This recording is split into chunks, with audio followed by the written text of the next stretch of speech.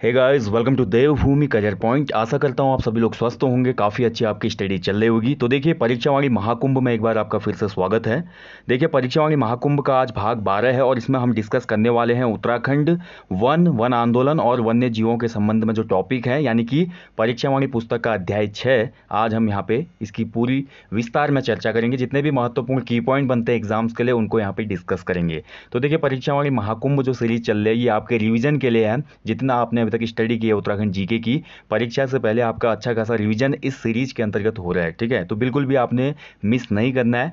और काफ़ी कम लोग इस लाइव क्लास से जुड़ रहे हैं, तो ज़्यादा से ज़्यादा लोग लाइव आ जाइए और इस क्लास का लाभ लीजिए और शेयर कर दीजिए, क्योंकि जो लोग चाहते हैं कि वो एग्ज़ाम क्रैक करें और परीक्षावाणी पुस्तक को अच्छे से रिवीजन करना चाहते हैं, तो ऐसे अपने दोस्त वगैरह को भी आप लोग इस वीडियो को शेयर करें और इस लाइव सेशन का हिस्सा बनाएं, ताकि वो लोग भी सफल हो सके दोस्तों। ठीक है, तो चलिए आज हम यहाँ पे डिस्कस करेंगे अध्याय 6 है ये परीक्षावाणी का। इसमें उत्तराखंड के वनों के बारे में दिया गया है, जो उत्तराखंड में वन है, जैसे कि रिकॉर्डेड वन क्षेत्र कितने हैं। इसके साथ साथ उत्तराखंड में वनों का प्रतिशत कितना होता है, उत्तराखंड में वनों के जो प्रकार हैं, उत्तराखंड में बुग्याल हैं, और इसके साथ साथ वन्य जीवों से संबंधित बहुत महत्वपूर्ण टॉपिक, जहाँ से हर एग्जाम में क्वेश्चन बनता ही बनता है। वो चाहे वन्य जीव अभ्यारण्य से क्वेश्चन हो, वन्य जीव उद्यान, हमारे राष्ट्रीय उद्यान से क्वेश्चन हो, या हमारा दूसरा जो आरक्षण स्थल है, या हमारा एक नया वेटलैंड भी बनाया अभी, आसन वेटलैंड, जिसको रामसर साइड में सूचीबद्ध किया गया। तो ऐसे क्वेश्चन बन जाते हैं। ठीक है, तो सभी पे हम प्रकाश डालेंगे।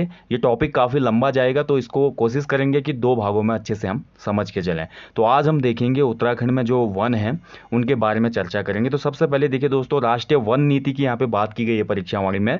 हालांकि राष्ट्रीय जो वन नीति आई वो 1988 में आई और उसमें संशोधन हुआ 1998। तो यहाँ पे परीक्षावाणी में 1998 दिया गया है। ठीक है, तो राष्ट्रीय वन नीति बोलती है हमारी कि देश का जो कुल क्षेत्रफल है, कुल क्षेत्रफल के 33% भाग पर वन होने चाहिए। यानी कि भारत देश का जो टोटल क्षेत्रफल है ना, उस टोटल क्षेत्रफल के 33% भाग पे वन होने ही चाहिए। और इसका जो क्राइटेरिया है वो पहाड़ी जो राज्य हैं, जैसे कि हमारा उत्तराखंड है, हिमाचल है, अरुणाचल है, असम है। ठीक है, ऐसे राज्यों में ये क्राइटेरिया कम से कम 60% तक का है। यानी कि हमारे उत्तराखंड में जो वन होने चाहिए, टोटल हमारा जो लैंड एरिया है, या हम बोल सकते हैं जो टोटल हमारा एरिया है, जैसे 53,483 वर्ग किलोमीटर हमारा कुल क्षेत्रफल है राज्य का, इसका लगभग 60% वन यहाँ पे होना ही चाहिए। ये बोलती है हमारी राष्ट्रीय वन नीति 1988। ठीक है, और जो हमारे मैदानी क्षेत्र है, मैदानी राज्य या मैदानी क्षेत्र है, वहाँ पे कम से कम टोटल एरिया का 25% एरिया पे वन होने ही चाहिए। ये मानक है भारत सरकार का। ठीक है, अब बात करते हैं दोस्तों, अभी जो हमारी रिसेंट रिपोर्ट आई थी, वन रिपोर्ट, वो 2019 में आई थी। 30 दिसंबर 2019 को हमारी 16वीं द्विवार्षिक वन रिपोर्ट आई थी। जो वन रिपोर्ट आती है 2-2 साल में आती है वो। और इसमें दोस्तों उत्तराखंड के जितने भी हमारे फॉरेस्ट वगैरह हैं, कौन से जनपद में सर्वाधिक सघन वन है, कौन से जनपद में सर्वाधिक वनों का प्रतिशत है, तो ये डिटेल्ड यहाँ पर रिपोर्ट हमें 2019 वाली प्राप्त होती है। अब हमारी जो नेक्स्ट रिपोर्ट आएगी वो इसी वर्ष आएगी 2021 में। ठीक है, अब यहाँ पर देखिए 2019 की जो वन रिपोर्ट थी उस पर मैं वीडियो पहले ही दे चुका हूँ यूट्यूब पर, बहुत पहले दे दिया था मैंने जब ये रिपोर्ट आई थी। और ये इतना महत्वपूर्ण टॉपिक है और इतना इसको एक्यूरेसी से आपको प्रेजेंट करना होगा कि इसको मैं आपको सेपरेट दूंगा। जब एग्जाम होने वाले होंगे ना, एग्जाम से पहले आपको 2019 की जो पूरी वन रिपोर्ट है उसको अच्छे से हम डिस्कस करेंगे। अभी हम केवल परीक्षावाणी पुस्तक का रेफरेंस लेते हुए महत्वपूर्ण की पॉइंट्स पे ही चर्चा करेंगे। ठीक है, तो आप सभी को पता है जो 15वीं वन रिपोर्ट आई थी 2017 में, तो 15वीं वन रिपोर्ट में राज्य में टोटल 45.43% भाग पर ही वन थे। ठीक है, और जो 16वीं वन रिपोर्ट आई दोस्तों, 16वीं वन रिपोर्ट में हमारा 8.04 वर्ग किलोमीटर वन क्षेत्रफल में इजाफा हुआ है। यानी कि 2 सालों में उत्तराखंड के वनों में वृद्धि हुई है। कितने? 8 वर्ग किलोमीटर में वन क्या हुए हैं, बड़े हैं हमारे। ठीक है, अब बात करते देखिए 15वें वन रिपोर्ट के अनुसार राज्य के कुल क्षेत्रफल में 20.45% पर अति सघन वन, 53.03% पर मध्यम सघन वन और 26.51% पर खुले वन थे। तो इसमें भी बड़ा संशय रहता है कैंडिडेट्स को, ये सघन वन क्या होते हैं, अति सघन वन क्या है, मध्य सघन वन क्या है और खुले वन क्या है। तो देखिए अति सघन वन वो वन होते हैं दोस्तों जहाँ पे लैंड में लगभग 90% घनत्व वनों का हो। लगभग मतलब ऐसा बोल सकते हैं कि जैसे आप ऐसे वन जो कि बिल्कुल घने हैं, जहाँ पे सूर्य का प्रकाश बड़ी मुश्किल से धरती तक पहुँचता है, बिल्कुल सघन वन, 90% जिनकी सघनता है, तो ये आते हैं अति सघन में। ठीक है, इसके बाद हमारा जो अगला रेशियो बनाया गया है वो 40 से लेकर 60% के बीच में बनाया गया है, तो वो आ जाते हैं हमारे बीच में, यानी कि मध्य सघन वन। और उसके बाद हमारे कुछ ऐसे वन होता है, खुला एरिया आ जाता है हमारा, फिर उसके बाद थोड़े वन होते हैं, फिर खुला एरिया होता है। जैसे चीड़ों का वन मैं इसका एग्जांपल दे सकता हूँ, तो चीड़ वन जो होते हैं बिल्कुल एकदम सघन नहीं होते, थोड़ा विरल टाइप के होते हैं। ठीक है, तो ये होते हैं हमारे खुले वन। इसके साथ साथ जो हमारा होता है रिकॉर्डेड फॉरेस्ट अलग चीज़ होती है, जो गवर्नमेंट के अभिलेखों में भले उस भूमि में वन हो ना हो, अगर गवर्नमेंट ने उसको फॉरेस्ट लैंड डिक्लेयर किया है तो वो हमारा अभिलेखित वन क्षेत्र में आ जाता है। ठीक है, और हमारे एक और प्रकार होता है जहाँ पर कंटीली झाड़ियाँ और छोटी वनस्पतियाँ जो होते हैं उसको भी काउंट किया जाता है इसमें।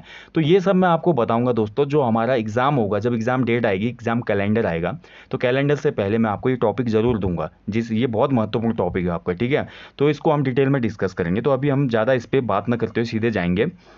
तो रिकॉर्डेड, देखिए रिकॉर्डेड वन क्षेत्र से ये तात्पर्य होता है जिन्हें राज्य सरकार ने वन क्षेत्र घोषित कर दिया है या उस पर वन हो ना हो। ठीक है, ये होता है रिकॉर्डेड वन क्षेत्र। और यहाँ पर देखिए देखिए उत्तराखंड राज्य में अगर हम बात करते हैं तो प्रदेश के टोटल वनों में 70.46% जो है वन वो विभाग अधीन है, यानी कि वन विभाग के अंतर्गत हैं। 13.76% जो है वन वो हमारे राजस्व के अधीन है, यानी कि जो राजस्व व्यवस्था है उसके अंतर्गत रखे गए हैं। 15.32% वन जो है हमारे वन पंचायतों के अधीन रखे गए हैं, जहाँ पे एक सरपंच भी होता है ना गाँव में। अगर हमको कोई सूखा पेड़ भी गिराना है तो हमें परमिशन लेनी पड़ती है सरपंच से। तो ऐसे हमारे वन पंचायत के अधीन 15.32% जंगल हैं, और जितने भी शेष बचे वो हमारे अन्य संस्थाधीन है, यानी कि वो निजी भी हो सकता है, स्वायत्त संस्थाएं भी हो सकते हैं। ठीक है, तो इसको आपने याद रखना है। और रिकॉर्डेड वन क्षेत्र के अंतर्गत कई प्रकार के वन आते हैं, जैसे कि आरक्षित वन यानी कि रिजर्व फॉरेस्ट, संरक्षित वन यानी कि प्रोटेक्टेड फॉरेस्ट, और सिविल स्वयं वन और सिविल फॉरेस्ट बोल सकते हैं इनको, और निजी वन यानी कि पर्सनल या प्राइवेट फॉरेस्ट भी इनको बोल सकते हैं, और अवर्गीकृत वन मतलब अनक्लासिफाइड फॉरेस्ट भी होते हैं। ठीक है, तो ये टोटल हमारा बनता है, इसी से हमारी पूरी जो वार्षिक रिपोर्ट होती है इसी पे आधारित होती है वो। तो डिटेल में जब पढ़ेंगे तो तब आपको ये समझ में आएंगी चीज़ें। अभी हमने सिर्फ ये पढ़ना है आज के टॉपिक में कि सर्वाधिक जो 1% वाला जनपद है कौन सा है, न्यूनतम कौन सा है। यहाँ से क्वेश्चन बनते हैं क्योंकि वनडे एग्जाम में, या क्वेश्चन ऐसे बनता है कि सर्वाधिक वन क्षेत्रफल वाला जनपद कौन सा है, न्यूनतम वन क्षेत्रफल वाला जनपद कौन सा है। ठीक है, तो ऐसे क्वेश्चन बनेंगे आपके। और देखिए बहुत से लोग बोल रहे हैं कमेंट में कि क्वालिटी सही नहीं आ रही। देखिए क्वालिटी, जब आप ये लाइव वीडियो देख रहे हैं तो आप यहाँ पे आप आइकन पे जाके क्वालिटी इंप्रूव कीजिए, तभी क्वालिटी अच्छी आएगी। ठीक है, क्वालिटी आपको अच्छी दिखेगी। यहाँ से 1080 पिक्सल में पूरा आपको दिया जा रहा है रेजुलेशन में, तो आप लोग क्वालिटी को इंप्रूव करो अपने सेटिंग से, यहाँ से सही है वीडियो। तो अब बात करते हैं, सीधे आ जाते हैं पॉइंट पे जहाँ से क्वेश्चन बनते हैं। क्वेश्चन सबसे पहले बनता है, देखिए उत्तराखंड राज्य में सर्वाधिक और सबसे कम वन क्षेत्रफल वाले जनपद कौन से हैं। तो उत्तराखंड का सर्वाधिक वन क्षेत्रफल वाला जनपद है उत्तरकाशी। ठीक है, ध्यान रखेंगे उत्तरकाशी में दोस्तों टोटल अगर हम बात करते हैं, उत्तरकाशी जो है इसमें सर्वाधिक वन पाए जाते हैं, और सर्वाधिक जो हमारे जो सघन वनों की प्रतिशतता है वो भी हमारे उत्तरकाशी में ही पाई जाती है। और न्यूनतम वन क्षेत्रफल, अब वन क्षेत्रफल और वन प्रतिशत में क्या अंतर होता है। देखिए मान लीजिए उत्तरकाशी का जो क्षेत्रफल है ना, उस क्षेत्रफल के हिसाब से जो उसमें वनों का एरिया है वो सर्वाधिक है, वो कहलाता है वन क्षेत्रफल। प्रतिशत का मतलब ये होता है कि जितना उसका एरिया है, एरिया परसेंटेज के हिसाब से वनों का परसेंटेज कितना आ रहा है, तो वो प्रतिशत के हिसाब से होता है। ठीक है, तो ये इसमें बहुत कन्फ्यूजन रहता है कैंडिडेट्स में। केवल अगर एरिया वाइज पूछता है तो वन क्षेत्रफल में सर्वाधिक वन क्षेत्रफल वाला जनपद हो जाएगा उत्तरकाशी, और न्यूनतम वन क्षेत्रफल वाला जनपद हो जाएगा हरिद्वार। ठीक है, और वहीं बात करते हैं दोस्तों राज्य स्तर पर सर्वाधिक वन क्षेत्रफल वाले 4 जिले हैं, तो ये हमारा उत्तरकाशी, पिथौरागढ़, चमोली और पौड़ी। ठीक है, तो सबसे पहले सर्वाधिक वन क्षेत्रफल वाले जिले घटते क्रम में, तो सबसे पहले आ जाएगा उत्तरकाशी, फिर पिथौरागढ़, फिर उसके बाद चमोली और उसके बाद पौड़ी। और राज्य स्तर पर सबसे कम वन क्षेत्रफल वाले 4 जिले हैं, वो हैं हरिद्वार, उधमसिंह नगर, बागेश्वर और चंपावत। ठीक है, तो इनको आपने नोट कर लेना, ये महत्वपूर्ण पॉइंट हो जाते हैं। क्वेश्चन भी बना था अभी लास्ट आई थिंक लोक सेवा आयोग की परीक्षा में बना था कि उत्तराखंड राज्य का सर्वाधिक वन क्षेत्रफल वाला जनपद कौन सा है, तो उत्तरकाशी। और यहाँ पे बात करते हैं आप प्रतिशत के आधार पे, ये तो हो गया क्षेत्रफल के आधार पे। ठीक है, प्रतिशत के आधार पे अगर हम देखें तो उत्तराखंड राज्य में सर्वाधिक वन प्रतिशत वाले जनपद हैं, सबसे ज़्यादा वन प्रतिशत वाला जनपद है रुद्रप्रयाग। रुद्रप्रयाग की अगर मैं बात करता हूँ तो 90.91% भाग पे वन है यहाँ पे। टोटल एरिया का 90.91%। और सबसे न्यूनतम 1% वाला जनपद है हरिद्वार। ठीक है, हरिद्वार की बात करते हैं तो हरिद्वार में मात्र 30.69% भाग पर ही वन फैला हुआ है। ठीक है, तो न्यूनतम 1% हरिद्वार, अधिकतम 1% रुद्रप्रयाग। अब बात करते हैं सर्वाधिक 1% वाले 4 जनपद घटते क्रम में, यानी कि सबसे ज़्यादा है रुद्रप्रयाग में, फिर हमारा उत्तरकाशी में आ जाते हैं 90.03%, फिर टिहरी गढ़वाल में हमारे 1 है। टिहरी की बात करते हैं तो यहाँ पे 88.29%। फिर उसके बाद पिथौरागढ़ जनपद में टोटल वनों का परसेंटेज है 76.18%। ठीक है, और ऐसे सबसे कम 1% वाले 4 जनपद हैं, तो सबसे कम है हरिद्वार में। हरिद्वार का मैं आपको बता चुका हूँ, मात्र 30.69% भाग में 1 है। उधमसिंह नगर की अगर हम बात करें तो उधमसिंह नगर में मात्र 36.91% भाग में 1 है। और बागेश्वर की अगर हम बात करते हैं तो बागेश्वर में भी काफ़ी कम 1 है, मात्र 49.05% वनों का प्रतिशत है यहाँ पे। और चमोली की बात करें तो चमोली में जो वनों का प्रतिशत है दोस्तों, यहाँ पे थोड़ा हैरानी वाली बात है कि चमोली का 1% इतना कम है, चौथे स्थान पे वो नीचे से ऊपर को, तो 76.18 है। ठीक है, चमोली का ध्यान रखेंगे, माफ़ कीजिएगा 63.03 है चमोली में 1%।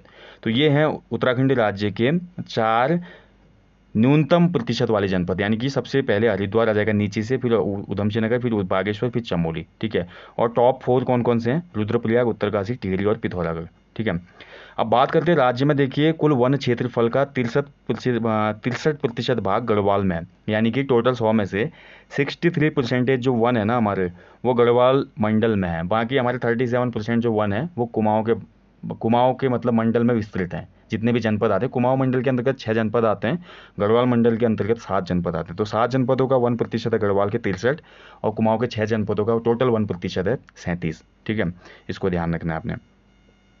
अब इसके बाद ये देखिए, ये भी एक महत्वपूर्ण क्वेश्चन बनता है, राज्य के जो नदी बेसिन है, तो इनमें सर्वाधिक वन वाला जो नदी बेसिन है कौन सा है? ठीक है, बहुत अच्छा क्वेश्चन है। तो अगर हम बात करते हैं तो सर्वाधिक जो 1% है वो हमारा टोंस नदी बेसिन का है। ये बहुत महत्वपूर्ण क्वेश्चन है, इसको आपने याद रखना है। सर्वाधिक जो वन है, मतलब बेसिन से क्या समझे, मतलब जिस घाटी से टोंस बह के आ रही होगी ना टोंस नदी, उस घाटी के आसपास जो होंगे वन, उससे मतलब है बेसिन का मतलब। उस घाटी में जो आसपास वन होंगे उसमें सर्वाधिक वन वाली जो नदी है वो टोंस घाटी है, टोंस बेसिन है। टोंस बेसिन में सर्वाधिक वन फैले हुए हैं, इस चीज़ को समझना है आपने।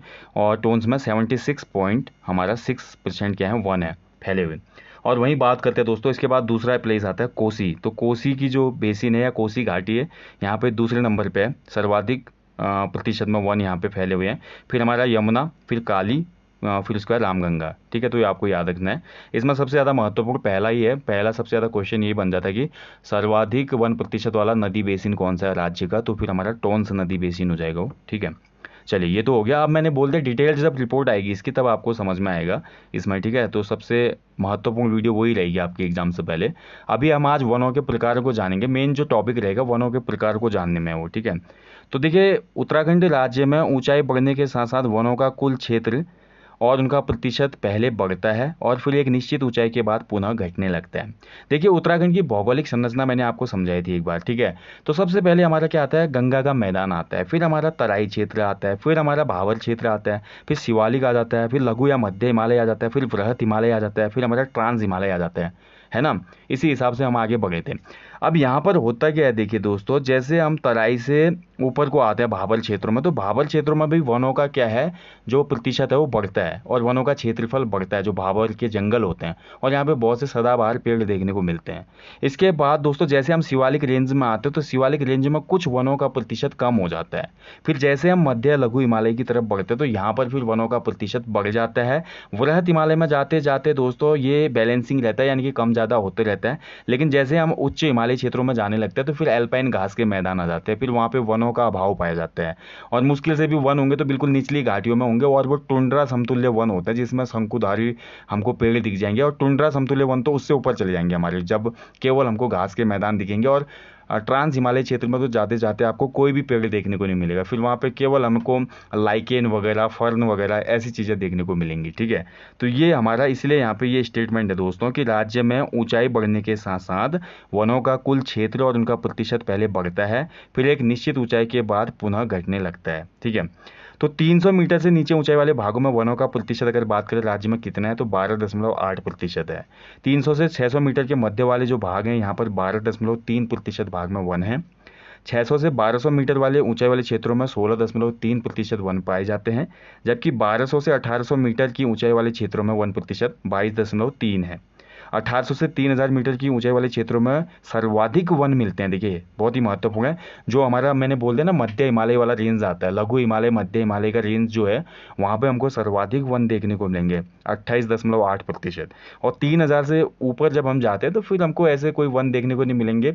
ज़्यादातर जो हमारे फिर हाइल्टी एरिया में जाते हैं तो नग्न पहाड़ हमको देखने को मिलते हैं, और वहाँ पर वनों का प्रतिशत मात्र 7.5 है। ठीक है, तो ये ऊंचाई के साथ 1% हो गया हमारा। अब हम आ जाते हैं उत्तराखंड राज्य में जो वनों के प्रकार हैं। तो सबसे पहले दोस्तों उपोष्ण कटिबंधीय वन। ठीक है, तो ये वन जो होते हैं दोस्तों वो 750 से लेकर 1200 मीटर से कम ऊंचाई वाले क्षेत्रों में पाए जाते हैं, और इसमें उत्तरांचल का पूरा उप हिमालय क्षेत्र आता है। साल इन वनों का प्रमुख वृक्ष है। देखिए की पॉइंट ऐसे बनते हैं, क्वेश्चन आपका एग्जाम में आएगा, निम्न में से साल वृक्ष किन वनों की विशेषता है।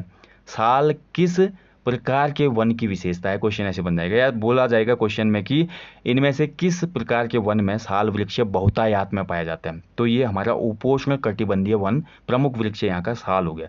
इसके अलावा देखिए साल के अलावा भी यहाँ पे हमारे सेमल, हल्दू, खैर, शीशु, बांस आदि जो है ये वृक्ष इसमें पाए जाते हैं इस रेंज में उपोष्ण कटिबंधीय वन में। ठीक है, और इसके बाद देखिए हमारा आ जाता है उष्ण कटिबंधीय शुष्क वन, दूसरा जो प्रकार है। तो उष्ण कटिबंधीय शुष्क वनों के अंतर्गत दोस्तों मतलब 1500 मीटर से कम ऊंचाई वाले क्षेत्रों में पाए जाते हैं ये वन, और यहाँ पर अमूमन वर्षा का जो स्तर होता है वो भी कम रहता है। और इन वनों में मुख्यतः दोस्तों ढाक, सेमल, गूलर, जामुन और बेर आदि के वृक्ष देखने को मिलेंगे।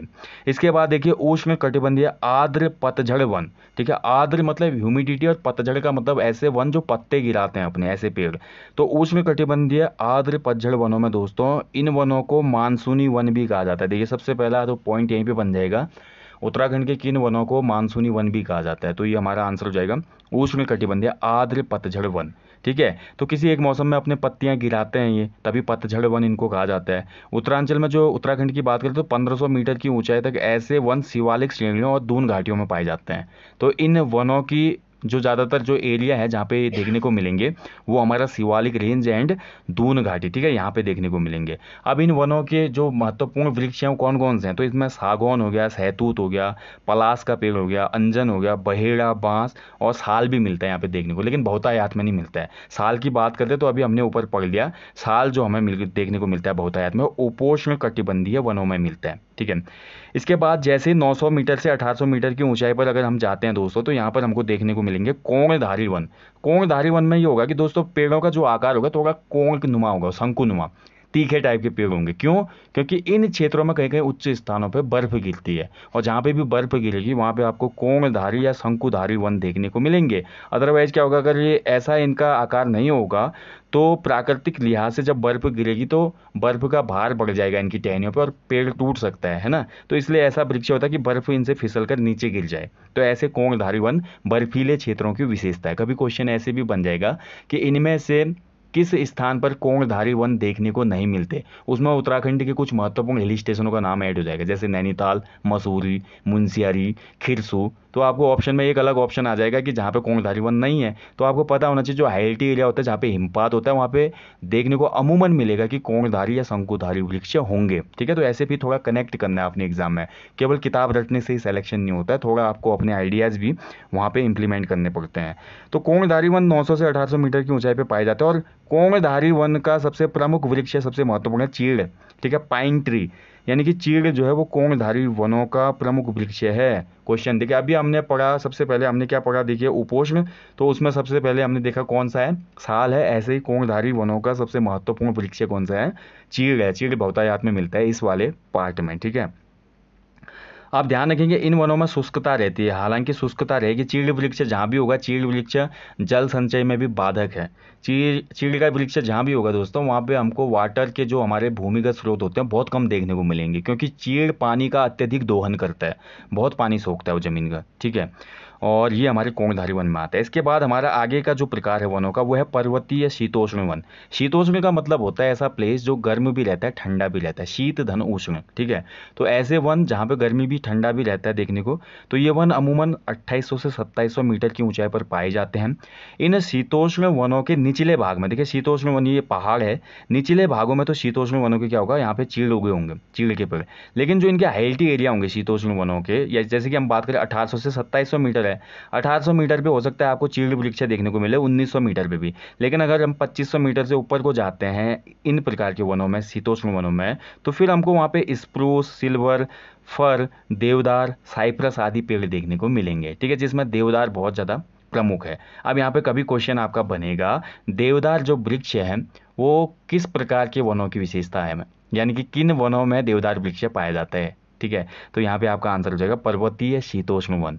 3 पॉइंट आपको मिल गए, 3 जो महत्वपूर्ण पेड़ हैं उत्तराखंड राज्य के। पहला साल का पेड़ उपोष्ण में है, उसके बाद चीड़े का पेड़ किन वनों की विशेषता है, कोणधारी, और उसके बाद देवदार का वृक्ष किन वनों की विशेषता है, तो ये हमारे पर्वतीय शीतोष्ण वन। ठीक है, और इसके अलावा देखिए दोस्तों, दक्षिणी जो ढाल है वहाँ पे चीड़ के साथ साथ हमको देखने को मिलेंगे बाज वृक्ष। अब बाज वृक्ष बहुत महत्वपूर्ण है दोस्तों। बाज वृक्ष को उत्तराखंड में गोल्ड ट्री कहा जाता है, यानी कि सोना वृक्ष कहा जाता है इसको। क्यों? क्योंकि मल्टीपर्पज़ यूजेज हैं इसके बाँझ के। ठीक है, और बाँझ को अगर हम देखें दोस्तों, तो बाँझ का जो जंगल होता है सबसे पहले तो ये करता है वाटर कंजर्वेशन, यानी कि जल संरक्षण के लिए बहुत महत्वपूर्ण है। जहाँ पे भी बाँझ का जंगल होगा उसके आसपास आपको 101% कोई ना कोई वाटर रिसोर्स देखने को मिलेगा। वो भूमिगत जल स्रोत हो सकता है, वो नौला हो सकता है, ठीक है, वो कोई स्प्रिंग हो सकता है। इसके अलावा देखिए, बाँझ के जो पत्ते हैं वो पशुओं के चारे के काम आते हैं। बाँझ की जो सूखी लकड़ियाँ होती हैं वो बहुत दीर्घकालिक ईंधन के रूप में यूज होते हैं। जैसे कि आपने देखा होगा कुछ लकड़ियाँ जल्दी जल जाती हैं।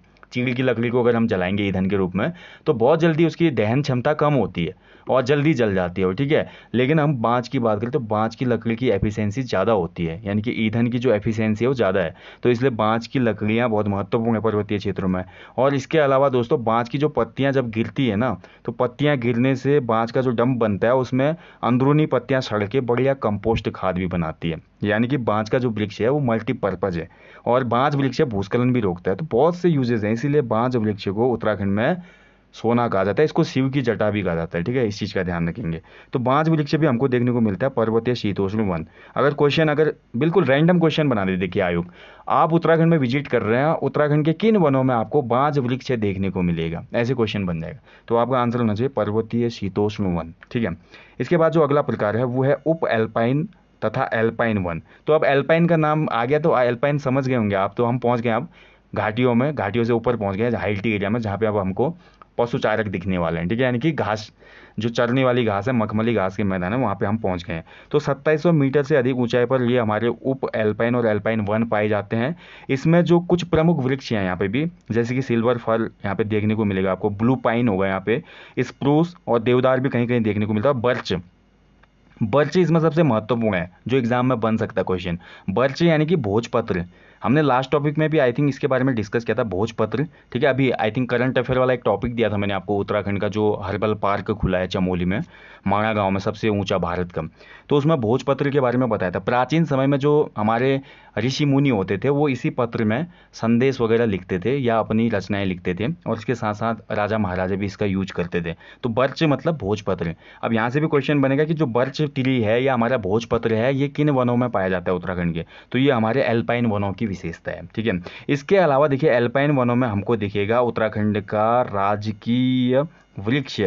जी हाँ, मैं बात कर रहा हूँ राजकीय वृक्ष यानी कि बुरांस की। ठीक है, तो बुरांस का जो ट्री है दोस्तों वो भी हमको इसी रेंज में देखने को मिलता है। ठीक है, और ध्यान रखेंगे ये वृक्ष जो होते हैं वो तेल युक्त होते हैं। यानी कि आपने देखा होगा तराई का कोई पेड़ अगर आप तोड़ेंगे, कोई टहनी काटेंगे, तो उस टहनी में आपको दोस्तों कहीं ना कहीं कुछ गम निकलता हुआ या जल जैसा निकलता हुआ दिखेगा। लेकिन जो हाइल्टी एरिया के ये पौधे हैं एल्पाइन क्षेत्रों के, अगर इनको हम तोड़ते हैं, इनकी टहनियों में दोस्तों तेल होता है। रीजन वही है, बर्फबारी होती है। अगर यहाँ पे जल का भराव ज़्यादा होगा, जाइलम जो होते हैं इसमें, जो कि जल का संचरण करते हैं पौधों में, ठीक है, तो उसकी जगह क्या होते हैं, तेलीय गुणों से भरपूर होते हैं पौधे, ताकि इनका क्लाइमेट पे भी असर ना हो और इनकी जो कैपेबिलिटी है लॉन्ग टर्म की वहाँ पे खड़े रहने की वो बने रहे। ठीक है, तो इसलिए दोस्तों ध्यान रखिए, इसलिए कच्चे भी जल जाते हैं। तो इनको अगर हम बिना सुखाए हुए भी इनकी लकड़ी का यूज हम ईंधन के रूप में करते तो ये पौधे जल जाते हैं वहाँ पे, इसी वजह से तेल के रूप में। इसके बाद हमारा जो अगला प्रकार आता है वो है एल्पाइन झाड़ियाँ तथा घास के मैदान। ठीक है, अभी घास के मैदान नहीं आए हैं। ठीक है, ध्यान रखेंगे, घास के मैदान हमारे एल्पाइन उप एल्पाइन के ऊपर होगा, ठीक है। उप एल्पाइन यहाँ पे मेन है, छठा प्रकार। उप एल्पाइन के बाद हमारा आएगा एल्पाइन मैदान और या घास के मैदान भी इनको हम बोल सकते हैं। तो यहाँ पे घास के मैदानों के साथ हमको कुछ झाड़ियाँ भी देखने को मिलती है, कुछ बुशेज यहाँ पे देखने को मिलेंगी, और इनकी रेंज होती है 3000 से 3600 मीटर की ऊंचाई पे, ठीक है। तो यहाँ पर हमको बहुत से बुग्याल देखने को मिलेंगे। और ध्यान रखेंगे दोस्तों, जो बुग्याल हैं, पयार हैं, इनको देखिए उत्तराखंड में पयार भी कहा जाता है बुग्यालों को, ठीक है, या अल्पाइन भी कहा जाता है, पास्चर भी कहा जाता है, ठीक है। तो ये जो बुग्याल होते हैं इनको पशु चारकों का स्वर्ग भी कहा जाता है। ये बहुत महत्वपूर्ण पॉइंट है, बुग्यालों को उत्तराखंड में पशु चारकों का स्वर्ग भी कहा जाता है। क्यों कहा जाता है अब ये तो बताने वाली बात है नहीं, क्योंकि देखिए जो ये बुग्याल होते हैं जाड़ों के टाइम पे तो यहाँ पे फुल बर्फ पड़ी रहती है, और जो हमारे पशु चारक होते हैं वो नीचे घाटियों में आ जाते हैं। लेकिन जैसे ही हमारा मार्च अप्रैल का टाइम शुरू होता है तो ये जो हमारे बुग्याल होते हैं यहाँ पे बर्फ पिघलनी शुरू हो जाती है और बहुत ही मखमली घास उगाती है। और जो पशु चारक होते हैं नीचे घाटियों में गर्मी शुरू होने की वजह से इन क्षेत्रों में अपने पशुओं को लेकर आ जाते हैं, खासकर भेड़ों को। इसीलिए फिर यहाँ पे देखिए भेड़ों को चरने के लिए अच्छी जगह भी मिलती है और एक अच्छा क्लाइमेट भी मिलता है, जिससे उनकी ग्रोथ अच्छी होती है, ठीक है। तो इसी वजह से जो हमारे उत्तराखंड के एल्पाइन हैं या घास के मैदान हैं या बुग्याल हैं, पयार हैं, इनको पशु चारकों का स्वर्ग कहा जाता है। और यहाँ पे पशु चारक आराम से बैठकर अपने भेड़ चराते हैं और साथ में अलगोजा या मोछंग भी बजाते हैं, ठीक है। तो अलगोजा क्या होता है, वाद्य यंत्र होता है, जोया मुरली भी इसको कहा जाता है, और हमारा मोछंग भी हमारा वाद्य यंत्र है जिसको पशु चारक जो वर्ग होता है वो बजाता है, ठीक है। तो ध्यान रखेंगे दोनों ये मुंह से बजाए जाने वाले यंत्र हैं, अलगोजा और मोछंग, ठीक है। कई बार क्वेश्चन बना है एग्जाम यूके SSSC में। इसके अलावा देखिए यहाँ पे बहुत सी जड़ी बूटियाँ भी मिलती हैं इन घास के मैदानों के साथ साथ, और कई प्रकार के यहाँ पे फूल भी मिलते हैं, ठीक है। जैसे कि अतीस हो गया, सलपंजा हो गया, सोम हो गया, निर्वसी हो गई, रुद्रवंती हो गई, फेन कमल हो गया। तो ये सभी यहाँ पे देखने को मिलते हैं हमको फूल, और जड़ी बूटियाँ भी मिलती हैं बहुत सी, जैसे गुग्गल, जटामासी, और इसके साथ साथ रतन ज्योति, ठीक है। बहुत इंपॉर्टेंट ये हमारी जड़ी बूटियाँ जिनका आयुर्वेद में बहुत बड़ा यूज़ है। अब देखिए दोस्तों, जून से सितंबर तक इन मैदानों में जो हमारे मखमली घास है वो बहुत ज़्यादा इंपॉर्टेंट होते हैं। इसी टाइम पे यहाँ पे सबसे ज़्यादा हमको रस देखने को मिलता है चरवाहों का, और खासकर उत्तराखंड राज्य की जो हमारी ऋतु प्रवास करने वाली जनजाति है वो भोटिया जनजाति है। भोटिया चरवाहे ज़्यादा जाते हैं ऐसे बुग्यालों में, ठीक है। तो भोटिया जनजाति ऋतु प्रवास करती है, यानी कि सीजनल माइग्रेशन इसको हम बोलेंगे। इस चीज़ को ध्यान रखेंगे। गर्मियों में ये लोग क्या करते हैं, ऊपर बुग्यालों में चले जाते हैं, और जाड़ों में ये लोग नीचे घाटी क्षेत्रों में आ जाते हैं, ठीक है। तो ये हमारा एल्पाइन झाड़ी और घास के मैदान है। फूलों की घाटी जो हम बोलेंगे ना, फूलों की घाटी को भी हम इसी में रखेंगे, क्योंकि वहाँ पे फूलों की विविधता हमको देखने को मिलती है बहुत से, और साथ ही हमको बहुत से पयार या पास्चर्स भी देखने को मिलते हैं, ठीक है। इसके बाद लास्ट आता है दोस्तों, जब हम ट्रांस हिमालयी क्षेत्र में पहुंचने वाले थे तो वहाँ पे हमको दिखती है टुंड्रा तुल्य वनस्पतियाँ, यानी कि जो टुंड्रा प्रदेश आपने पढ़ा होगा ना वर्ल्ड जियोग्राफी में। टुंड्रा प्रदेश बहुत ही ठंडे प्रदेश होते हैं जहाँ पे वर्ष भर बर्फ रहती है और वहाँ पे वनस्पति का बिल्कुल ही अभाव होता है। वैसा ही यहाँ पे भी है। 3600 से 4800 मीटर तक ऊंचाई वाले क्षेत्रों को टुंड्रा तुल्य वनस्पति क्षेत्र कहा जाता है। और यहाँ पर तो देखिए दोस्तों, बड़ी मुश्किल से भी अगर देखने को मिलेगा तो यहाँ पे लाइकेन वगैरह देखने को मिल जाएगी या फर्न वगैरह देखने को मिल जाएगा। और हाइट एरिया तो 12 के 12 महीने वर्ष भर बर्फ से ढके रहते हैं, तो उसमें कोई संभावना ही नहीं है कि कोई छोटी झाड़ी या कोई भी हमारा लाइकेन वगैरह मांस वगैरह भी वहाँ पे पैदा हो सके, ठीक है। तो ये हमारे हैं उत्तराखंड के जो वनस्पतियों का विभाजन है वो आपने देख लिया। अब बात करेंगे, अभी बुग्याल पास्चर्स की बात हुई तो यहाँ से हमेशा क्वेश्चन देखने को मिलता है यूके SSSC के एग्जाम में। रैंडम क्वेश्चन बन जाता है कि ये बुग्याल किस जनपद में या किस प्लेस में है, ठीक है, या ये बुग्याल क्यों फेमस है। राज्य के कुछ ऐसे बुग्याल है जो फेमस हैं, तो चलिए उनको डिस्कस करेंगे। तो सबसे पहले देखिए सतोपंथ, घस्तोली, रताकोण, लक्ष्मीबन। तो ये सभी बुग्याल चमोली के अंतिम गांव मांगड़ा में है, ठीक है। मांगड़ा से ऊपर का जो एरिया है वहाँ पे आपको ये देखने को मिलेंगे, सतोपंथ, घस्तोली, रताकोण और लक्ष्मीबन। इसके बाद देखिए नंदकानन फूलों की घाटी, यानी कि जो फूलों की घाटी है वैली ऑफ फ्लावर्स, वो भी अपने आप में एक बुग्याल है, ठीक है। वो भी एक एल्पाइन है, और ये फूलों की घाटी के ऊपर आपको नंदकानन बुग्याल देखने को मिलेगा। फूलों की घाटी में पुष्पावती नदी बहती है, ये सब हम पहले ही डिस्कस कर चुके थे। अब यहाँ पे बात करते हैं फूलों की घाटी। देखिए सबसे मेन है फूलों की घाटी, उत्तराखंड राज्य का सबसे मनमोहक बुग्याल हम इसको बोल सकते हैं। फूलों की घाटी आपको पता है चमोली में है, और ये नर और गंधमादन पर्वतों के बीच भ्यूंडार घाटी में स्थित है। स्थानीय लोग फूलों की घाटी को भ्यूंडार घाटी भी कहते हैं, क्वेश्चन बना है, ठीक है। इस फूलों की घाटी की खोज की थी एक ब्रिटिश पर्वतारोही था फ्रैंक स्माइथ। तो फ्रैंक स्माइथ या फ्रैंक स्मिथ ने इसकी खोज की थी 1931 में, ठीक है। तो ये बहुत बार क्वेश्चन बना है, बहुत कॉमन चीज़ है। इसके बाद औली बुग्याल, तो ये भी चमोली में ही है, जोशीमठ से 15 किलोमीटर दूर है औली बुग्याल। औली बुग्याल जो है दोस्तों, ये इसकी जो स्लोप है ना, बहुत स्लोप जो इसका है बहुत ही ज़्यादा स्लोप इसका, मतलब जो हमारे आइस वाले जो गेम्स होते हैं, जैसे आइस स्केटिंग होती है, इसके साथ साथ जो हमारा जितने भी गेम्स रिलेटेड होते हैं हमारे बर्फ़ वाले, उन पे मतलब ये खरा उतरता है। यानी कि जो भौगोलिक यहाँ पे कंडीशन है वो बहुत ज़्यादा उपयुक्त है या अनुकूल है हमारी, ठीक है। जो हमारे जितने भी जो हमारे साहसिक पर्यटन होते हैं, खासकर जो बर्फ़ वाले साहसिक पर्यटन होते हैं, आइस हॉकी भी हम बोल सकते हैं, स्केटिंग हो गई, ठीक है। तो ये चीज़ें आप कर सकते हैं। और स्कीइंग के लिए यहाँ पे विदेशी लोग बहुत ज़्यादा आते हैं औली में। इसके बाद देखिए गुरसों, तो ये भी हमारा औली के ही निकट है और यहीं पे आपको देखने को मिलेगा हाथी पर्वत। गुरसों एक बुग्याल है। इसके बाद चित्रकांठा बुग्याल, ये भी चमोली में ही है। क्वारी बुग्याल, ये भी चमोली में ही है, विरही के पास। इसके बाद देखिए चौफिट शिखर, तो चौफिट शिखर बुग्याल ये भी चमोली में है, मलारी गांव के पास। मलारी जहाँ से हमको बहुत से साक्ष्य मिलते हैं प्रागैतिहासिक काल के। कल्पनाथ बुग्याल, ये भी चमोली में ही है, बद्रीनाथ के पास। इसके बाद देखिए कैला बुग्याल, तो ये बद्रीनाथ के चारों ओर फैला हुआ है, ठीक है। तो बद्रीनाथ टेम्पल के ऊपर का जो एरिया है वो कैला बुग्याल कहलाता है। बगजी बुग्याल बहुत महत्वपूर्ण है, तो चमोली, पिंडर और कैल के बीच ये फैला हुआ है दोस्तों, चमोली में ही है। रूपकुंड हमारा देखिए ताल भी है, रूपकुंड बुग्याल भी है। तो यहाँ पर आपको फेन कमल दिखने को मिलेंगे। सोसूरिया जो प्रजाति होती है ना उत्तराखंड में, आपने पढ़ा होगा, सोसूरिया अबलवेटा हमारा ब्रह्म कमल का बोटेनिकल नेम है। लेकिन सोसूरिया की 4 प्रजातियाँ होती है, वो हम डिस्कस कर चुके हैं कई बार लेक्चर में। उन्हीं में से एक प्रजाति फेन कमल भी होती है, ठीक है। इसके बाद देखिए मैंने बोला अभी आपको सीधे या तो रैंडम क्वेश्चन बनता है कि बुग्याल किस जनपद में है, या क्वेश्चन ऐसे बनेगा कि बुग्याल क्यों फेमस है। तो इसमें सबसे पहला नाम आता है बेदनी बुग्याल का। तो बेदनी बुग्याल सबसे बड़ा बुग्याल है राज्य का, और ये चमोली रूपकुंड के पास है। और बोला जाता है कि यहीं पर वेदों का प्रणयन हुआ था। यानी कि जो हमारे वेद है ना, ऋग्वेद, सामवेद, अथर्ववेद, यजुर्वेद, तो ये वेद यहीं पे प्रणयन किया गया था इनका, ऐसा बोला जाता है कि यहीं पे लिखे गए थे ये वेद, ऐसा बोला जाता है, ठीक है। तो बेदनी बुग्याल हो गया महत्वपूर्ण, आपने याद रखना है। इसके बाद देखिए केदारकांठा बहुत ज़्यादा फेमस है। आजकल का जो यूथ है सबसे ज़्यादा ट्रैकिंग पे अगर कहीं जाता है तो वो है केदारकांठा बुग्याल, उत्तरकाशी में। तो केदारकांठा बुग्याल बहुत फेमस है। हालांकि ध्यान रखेंगे आप, केदारकांठा सोच के रुद्रप्रयाग मत कर देना। केदारकांठा जो है वो उत्तरकाशी में है, ठीक है, बुग्याल। मानेक बुग्याल, ये भी उत्तरकाशी में, सरताल के पास। इसके बाद देखिए हरकादून, बहुत ही फेमस बुग्याल है, ये भी उत्तरकाशी में दोस्तों, बंदरपूछ ढाल पर। टोंस नदी का जहाँ पे उद्गम होता है उसी के आसपास विस्तृत है ये हमारा हरकादून जो बुग्याल है, ठीक है। इसके बाद सोनगढ़ बुग्याल, ये उत्तरकाशी में है। देवदामिनी बुग्याल यमुनोत्री के पास है। दयारा बुग्याल देखिए बहुत फेमस है। तो दयारा बुग्याल उत्तरकाशी में है। यहाँ पर शीतकाल में स्कीइंग प्रशिक्षण केंद्र भी बनाया जाता है, ठीक है। और इसके साथ साथ देखिए पर्वतारोही चंद्रप्रभा एतवाल जो है दोस्तों, उन्होंने इसे मानचित्र पर अंकित किया। बहुत अच्छा क्वेश्चन बन सकता है कि दयारा बुग्याल को दुनिया के सामने किसने अंकित किया था मानचित्र पे। तो ये हमारी हो गई पर्वतारोही चंद्रप्रभा एतवाल जी। चंद्रप्रभा एतवाल जी को एक और नाम दिया जाता है, उपनाम, इनको माउंटेन गोट भी कहा जाता है, ठीक है। क्या बोला जाता है? माउंटेन गोट, यानी कि पहाड़ी बकरी भी इनका नाम है। अब ये नाम क्यों दिया गया है? क्योंकि बहुत से हिमालय की जो बहुत ही दुर्गम पहाड़ियाँ हैं उन पे भी इन्होंने जीत हासिल किया, उनको इन्होंने फतह किया है, इसलिए इनको माउंटेन गोट कहा जाता है, ठीक है। अब दयारा बुग्याल इसलिए भी फेमस है, देखिए दयारा बुग्याल में एक महत्वपूर्ण होली खेली जाती है जिसको मक्खन होली कहा जाता है। तो बटर फेस्टिवल या मक्खन होली के लिए फेमस कौन सा बुग्याल है, कभी क्वेश्चन बनेगा तो दयारा बुग्याल है।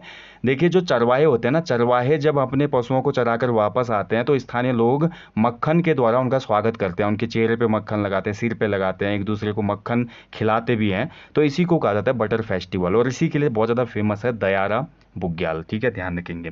अगला देखिए कुश कल्याण बुग्याल, तो ये हमारा उत्तरकाशी में ही है, और कोटलो की हारी भी इसका नाम है। तपोवन बुग्याल गोमुख के पास है उत्तरकाशी में। वैसे उत्तराखंड में बहुत से तपोवन है, उस पर मैंने वीडियो दी है कौन कौन से तपोवन है, एक बार देख लीजिएगा। केदार खर्क बुग्याल जो है ये भी हमारा उत्तरकाशी में है, गोमुख के निकट। मासरताल सहस्त्रताल बुग्याल टिहरी पर है ये। और अप्सराव या कोटली बुग्याल, तो ये भी हमारा कुश कल्याण के आगे पांडवों की चोटी के पास देखने को मिलेगा। खतलिंग ग्लेशियर भी है, खतलिंग बुग्याल भी है, जो कि टिहरी में आपको देखने को मिलेगा। इसके बाद देखिए खारसोली बुग्याल टिहरी में ही है। मद महेश्वर जो बुग्याल है ये भी हमारे रुद्रप्रयाग में है। मद महेश्वर बुग्याल को कसनी खर्क बुग्याल भी कहा जाता है। चोपता बहुत ज़्यादा फेमस है, बहुत लोग ट्रैकिंग के लिए जाते हैं, जो लोग केदारनाथ विजिट करते हैं वो चोपता जरूर जाते हैं। तो चोपता बुग्याल है रुद्रप्रयाग में। चोपता बुग्याल को गढ़वाल का स्विट्जरलैंड कहा जाता है, ठीक है, ये महत्वपूर्ण पॉइंट है, क्वेश्चन बनेगा कभी, गढ़वाल का स्विट्जरलैंड किसे कहा जाता है, तो ये हमारा चोपता बुग्याल को। और उत्तराखंड का स्विट्जरलैंड क्वेश्चन बनता है तो कौसानी को गांधी जी ने कहा था, ठीक है। अगला देखिए बर्मी बुग्याल, तो बर्मी बुग्याल है रुद्रप्रयाग के निकट। और कफनी बुग्याल है, देखिए कफनी ग्लेशियर भी है, और बागेश्वर में स्थित है हमारा कफनी बुग्याल, ठीक है, पिंडारी ग्लेशियर के पास। इसके साथ साथ देखिए हमारे नामिक हो गया, जोहार हो गया, खलिया टॉप बुग्याल हो गया। खलिया टॉप बहुत महत्वपूर्ण है जो कि मुंशियारी नामक प्लेस पे है। खलिया टॉप बुग्याल आप याद रखेंगे। छिपला कोट, रहाली बुग्याल, जिम्बाबू बुग्याल, लड़ी पांगती, थाला, ये सभी पिथौरागढ़ जनपद में है। इसके अलावा देखिए अल्मोड़ा में भी एक बुग्याल आपको देखने को मिलेगा जिसपे गोल्फ ग्राउंड है, जिसको मछखाली बुग्याल कहा जाता है। इसको नोट कर लें आप, अल्मोड़ा का एक फेमस बुग्याल है ये, ठीक है, मछखाली बुग्याल। तो इसके अलावा देखिए दोस्तों बहुत रियल चांस बनते हैं कि आपको अन्य बुग्यालों के नाम पूछ ले, इसलिए मैं डेली न्यूज़पेपर आप रीड करो बोलता हूँ, क्योंकि कभी कभी बुग्यालों से संबंधित न्यूज़ भी आती है और उन्हीं को आयोग पिक कर लेता है, ठीक है। तो इसलिए डेली न्यूज़पेपर पढ़ना बहुत ज़्यादा बेनिफिशियल है वनडे एग्जाम्स के लिए। अब इसके बाद बात करते हैं जो हमारे उत्तराखंड राज्य के वन है उनका प्रशासनिक विभाजन किस प्रकार से है, यानी कि प्रशासन हमारे वनों को कैसे हैंडल कर रहा है, ठीक है। तो राज्य में जो वनों का प्रबंधन है, मैनेजमेंट है या कंट्रोलिंग है, वो 4 प्रकार से होती है। सबसे पहले वन विभागाधीन, यानी कि जो हमारा उत्तराखंड फॉरेस्ट डिपार्टमेंट है, जिसमें वन रक्षक की भर्ती में आपने फिजिकल दिया, आप सेलेक्ट होकर आप ज्वाइनिंग लेंगे, और जिसमें नई वैकेंसी आई है, यानी कि उत्तराखंड फॉरेस्ट डिपार्टमेंट। ये भी देखिए उत्तराखंड वन विभाग अलग है, उत्तराखंड वन विकास निगम अलग होता है, ठीक है, इस चीज़ का ध्यान रखेंगे। जो खनन वगैरह वाली एक्टिविटी होती है वो हमारा वन विकास निगम देखता है, और फॉरेस्ट से ज़्यादा जुड़ी हुई अधिकांश एक्टिविटी कैंपा के अंदर का जो फंडिंग हो रहा है उस पर, जो हमारे वनीकरण हो रहा है या जो नए प्रोजेक्ट बन रहे हैं उस पर पूरा ध्यान रखता है हमारा उत्तराखंड फॉरेस्ट डिपार्टमेंट, जिसके वर्तमान जो मंत्री हैं वो हरक सिंह रावत हैं, वन मंत्री, ठीक है। तो वनों को 4 भागों में बांटा। सबसे पहले तो फॉरेस्ट डिपार्टमेंट के अंतर्गत राज्य के टोटल 70.46% वन इस कैटेगरी में आते हैं, यानी कि उत्तराखंड के 100% वन को हमने एक आंकड़ा ले लिया, जितने भी वन हैं टोटल वनों में से 70% वन जो हमारे वो फॉरेस्ट डिपार्टमेंट के अंतर्गत है, यानी कि वन विभाग के अंदर है, ठीक है। इसके बाद देखिए हमारे 13.76% जो वन है ये हमारे राजस्व के अंतर्गत आते हैं, यानी कि रेवेन्यू के अंतर्गत आते हैं। इन रेवेन्यू विभागाधीन जो हमारे वन है इसका क्या बेनिफिट है, देखिए जो हमारे मेन वन है 70.46% जो कि वन विभाग के अंदर है, वहाँ पर विदाउट परमिशन हम कुछ नहीं कर सकते, ठीक है। लेकिन जो राजस्व विभागाधीन वन होते हैं दोस्तों 13.76% हैं, इसमें देखिए पशु चराने और लकड़ी काटने की छूट होती है। यहाँ पर हम सूखी लकड़ियाँ काट सकते हैं और अपने गाय बच्ची या अपने बोल सकते हैं बकरियाँ वगैरह चरा सकते हैं, इसमें कोई रोक टोक नहीं होगी। लेकिन डायरेक्ट जो वन है वहाँ पे नहीं, जैसे संरक्षित वन है, आरक्षित वन है, वहाँ पे तो दूर दूर तक नहीं जाना हुआ, ठीक है, वरना वन रक्षक की गोली भी आ सकती है कान पे, ध्यान रखिएगा इसका। अगला देखिए वन पंचायताधीन, फिर तीसरा जो हमारा प्रकार है वन पंचायत होती है बहुत से गाँव में आपने देखा होगा। तो वन पंचायत में जो सबसे मेन लीडर होता है सरपंच होता है, एक सरपंच बनाते हैं, उसकी परमिशन से ही कुछ वनों में एक्टिविटीज़ हो सकते हैं, जैसे कि चारा काटने के लिए एक फिक्स डेट निकाली जाएगी, गांव की महिलाएं सभी जाएंगी चारा काट के लाएंगी वन से। ऐसे ही लकड़ी काटनी है, जलावन की लकड़ी चाहिए, या कोई घर में या गाँव में हमारा होता है कोई फेस्टिवल हो रहा है या कोई मैरिज हो रही है, तो आज भी आपने देखा होगा पर्वतीय जो दुर्गम क्षेत्र हैं या पर्वतीय अंचलों में आज भी गैस चूल्हा बहुत कम देखने को मिलता है। हमारे विवाह उत्सव, जन्म उत्सव में हम लकड़ी पे ही खाना बनाते हैं, है ना वहाँ पे। तो ऐसी कंडीशन में हमारा क्या होता है, जो सरपंच होता है उससे परमिशन लेके हम लकड़ियों का उपयोग या दोहन कर सकते हैं। और राज्य के कुल 15.32% वन इसी कैटेगरी में आते हैं, ठीक है। इसके बाद देखिए राज्य में कुछ वन ऐसे भी हैं जो कोई निजी या अन्य संस्थाओं के अधीन है, मात्र 0.46% वन इस श्रेणी में आते हैं, ठीक है। इन वनों पर किसी या तो निजी व्यक्ति का है ये वन, जैसे कि आप फार्म हाउस को एक एग्जांपल ले सकते हैं, किसी का फार्म हाउस होगा पूरे एरिया पे, किसी ने पूरा पहाड़ खरीद लिया होगा पहले ही उत्तराखंड में आके, है ना, तभी तो भू कानून मांग रहा है उत्तराखंड। अब हमारे नेता तो बिल्कुल बधिर बने हुए हैं, क्या बोल सकते हैं उसमें। तो बहुत से बाहर के लोगों ने क्या किया है कि यहाँ पे लैंड खरीद लिया और अपनी प्रॉपर्टी बना दिया, वहाँ पे अपने सेल्फ प्रॉपर्टी का बोर्ड लगा हुआ है। तो ऐसे वन निजी वन कहलाते हैं, उसमें जो भी आप पेड़ उगेगा वो मेरा थोड़ी होगा, आपका थोड़ी होगा, किसी ने यहाँ पे प्राइवेट प्रॉपर्टी खरीदी, मान लीजिए 10-15 एकड़, और उस पठार पहाड़ पे कोई वन उग रहा है तो वो तो उसी का हुआ इंडिविजुअल। ऐसे कुछ नगर पालिकाओं के अंतर्गत वन है और कुछ हमारे नगर परिषदों या कैंटोनमेंट बोर्ड के अंदर भी वन है, वो मात्र हमारे 1% से भी कम है। लेकिन ये कहीं ना कहीं इतना वन भी अगर किसी के पास है तो वन जो है बहुत ही बोल सकते हैं कि बहुत ही महंगी एक संपदा है, ठीक है, बोल सकते हैं। उत्तराखंड राज्य में आपको हमेशा बोलता हूँ 2 महत्वपूर्ण चीज़ें हैं उत्तराखंड राज्य में, एक तो जल संपदा, दूसरा वन संपदा। इसी में तो हम अमीर है, बाकी चीज़ों में तो आप देखते हैं पलायन की मार देखो, बेरोजगारी देखो, उसके साथ साथ हमारी जो भौगोलिक विषमताओं के हिसाब से हम देखते हैं जो भी सरकारी सुविधाएं कितनी कम है हमारे राज्य में, है ना। तो ये हो गया हमारा राज्यों के वनों का प्रबंधन कुल कितने तरीकों से किया जाता है, 4 तरीकों से, ठीक है। यहाँ पे क्लियर हो गया। अब वनों से क्या क्या लाभ होते हैं, ये तो मेंस का टॉपिक आ गया। खैर इसका वन डे एग्जाम में कोई लाभ नहीं मिलेगा आपको वैसे, लेकिन फिर भी आपको नॉलेज के लिए देखना चाहिए। वनों से सबसे पहले देखिए 2 प्रकार से हमको लाभ होते हैं। एक तो इनडायरेक्ट बेनिफिट होता है हमको, इनडायरेक्ट एडवांटेज। दूसरा हमको डायरेक्ट एडवांटेज होता है। इनडायरेक्ट एडवांटेज में क्या होता है, देखिए दोस्तों, वनों के कारण क्या होगा, जो हमारे भूस्खलन वगैरह या अपरदन की घटनाएं होती हैं मिट्टी की, वो कम होंगी। वनों की पत्तियों गिरने से, सड़ने गलने से भूमि की उर्वरता जो होगी वो बढ़ेगी, है ना। नेचुरल खाद बनेगी, हमारी ऑर्गेनिक खाद बनेगी। और वायुमंडल में कार्बन डाइऑक्साइड की जो मात्रा है वो कम होगी। और इसके साथ साथ ग्लोबल वार्मिंग का इफेक्ट कम होगा, जितना वनीकरण होगा बहुत फ़ायदा होगा। प्राकृतिक सौंदर्य देखने को मिलेगा। और वन ज़्यादा होंगे तो उस क्षेत्र में वाटर रिचार्ज ज़्यादा होगा ग्राउंड लेवल का। और पानी क्या है, बहुत आसानी से निचली घाटियों में हमको जल स्रोत देखने को मिलेंगे। इसके साथ साथ घने वन जहाँ पे होंगे वहाँ पे हमको दुर्लभ जानवरों की प्रजातियाँ देखने को मिलेंगी, ठीक है। तो ये हमारे कुछ अप्रत्यक्ष लाभ होते हैं जो कि हमको पर्यावरण से मिलता है या वनों से मिलता है। इसके साथ साथ हमारे जो प्रत्यक्ष लाभ होते हैं, यानी कि हमारे डायरेक्ट एडवांटेज होते हैं जो वनों से, वो क्या होते हैं। देखिए वन आपका मैं बोल चुका हूँ उत्तराखंड राज्य की एक महत्वपूर्ण संपदा है।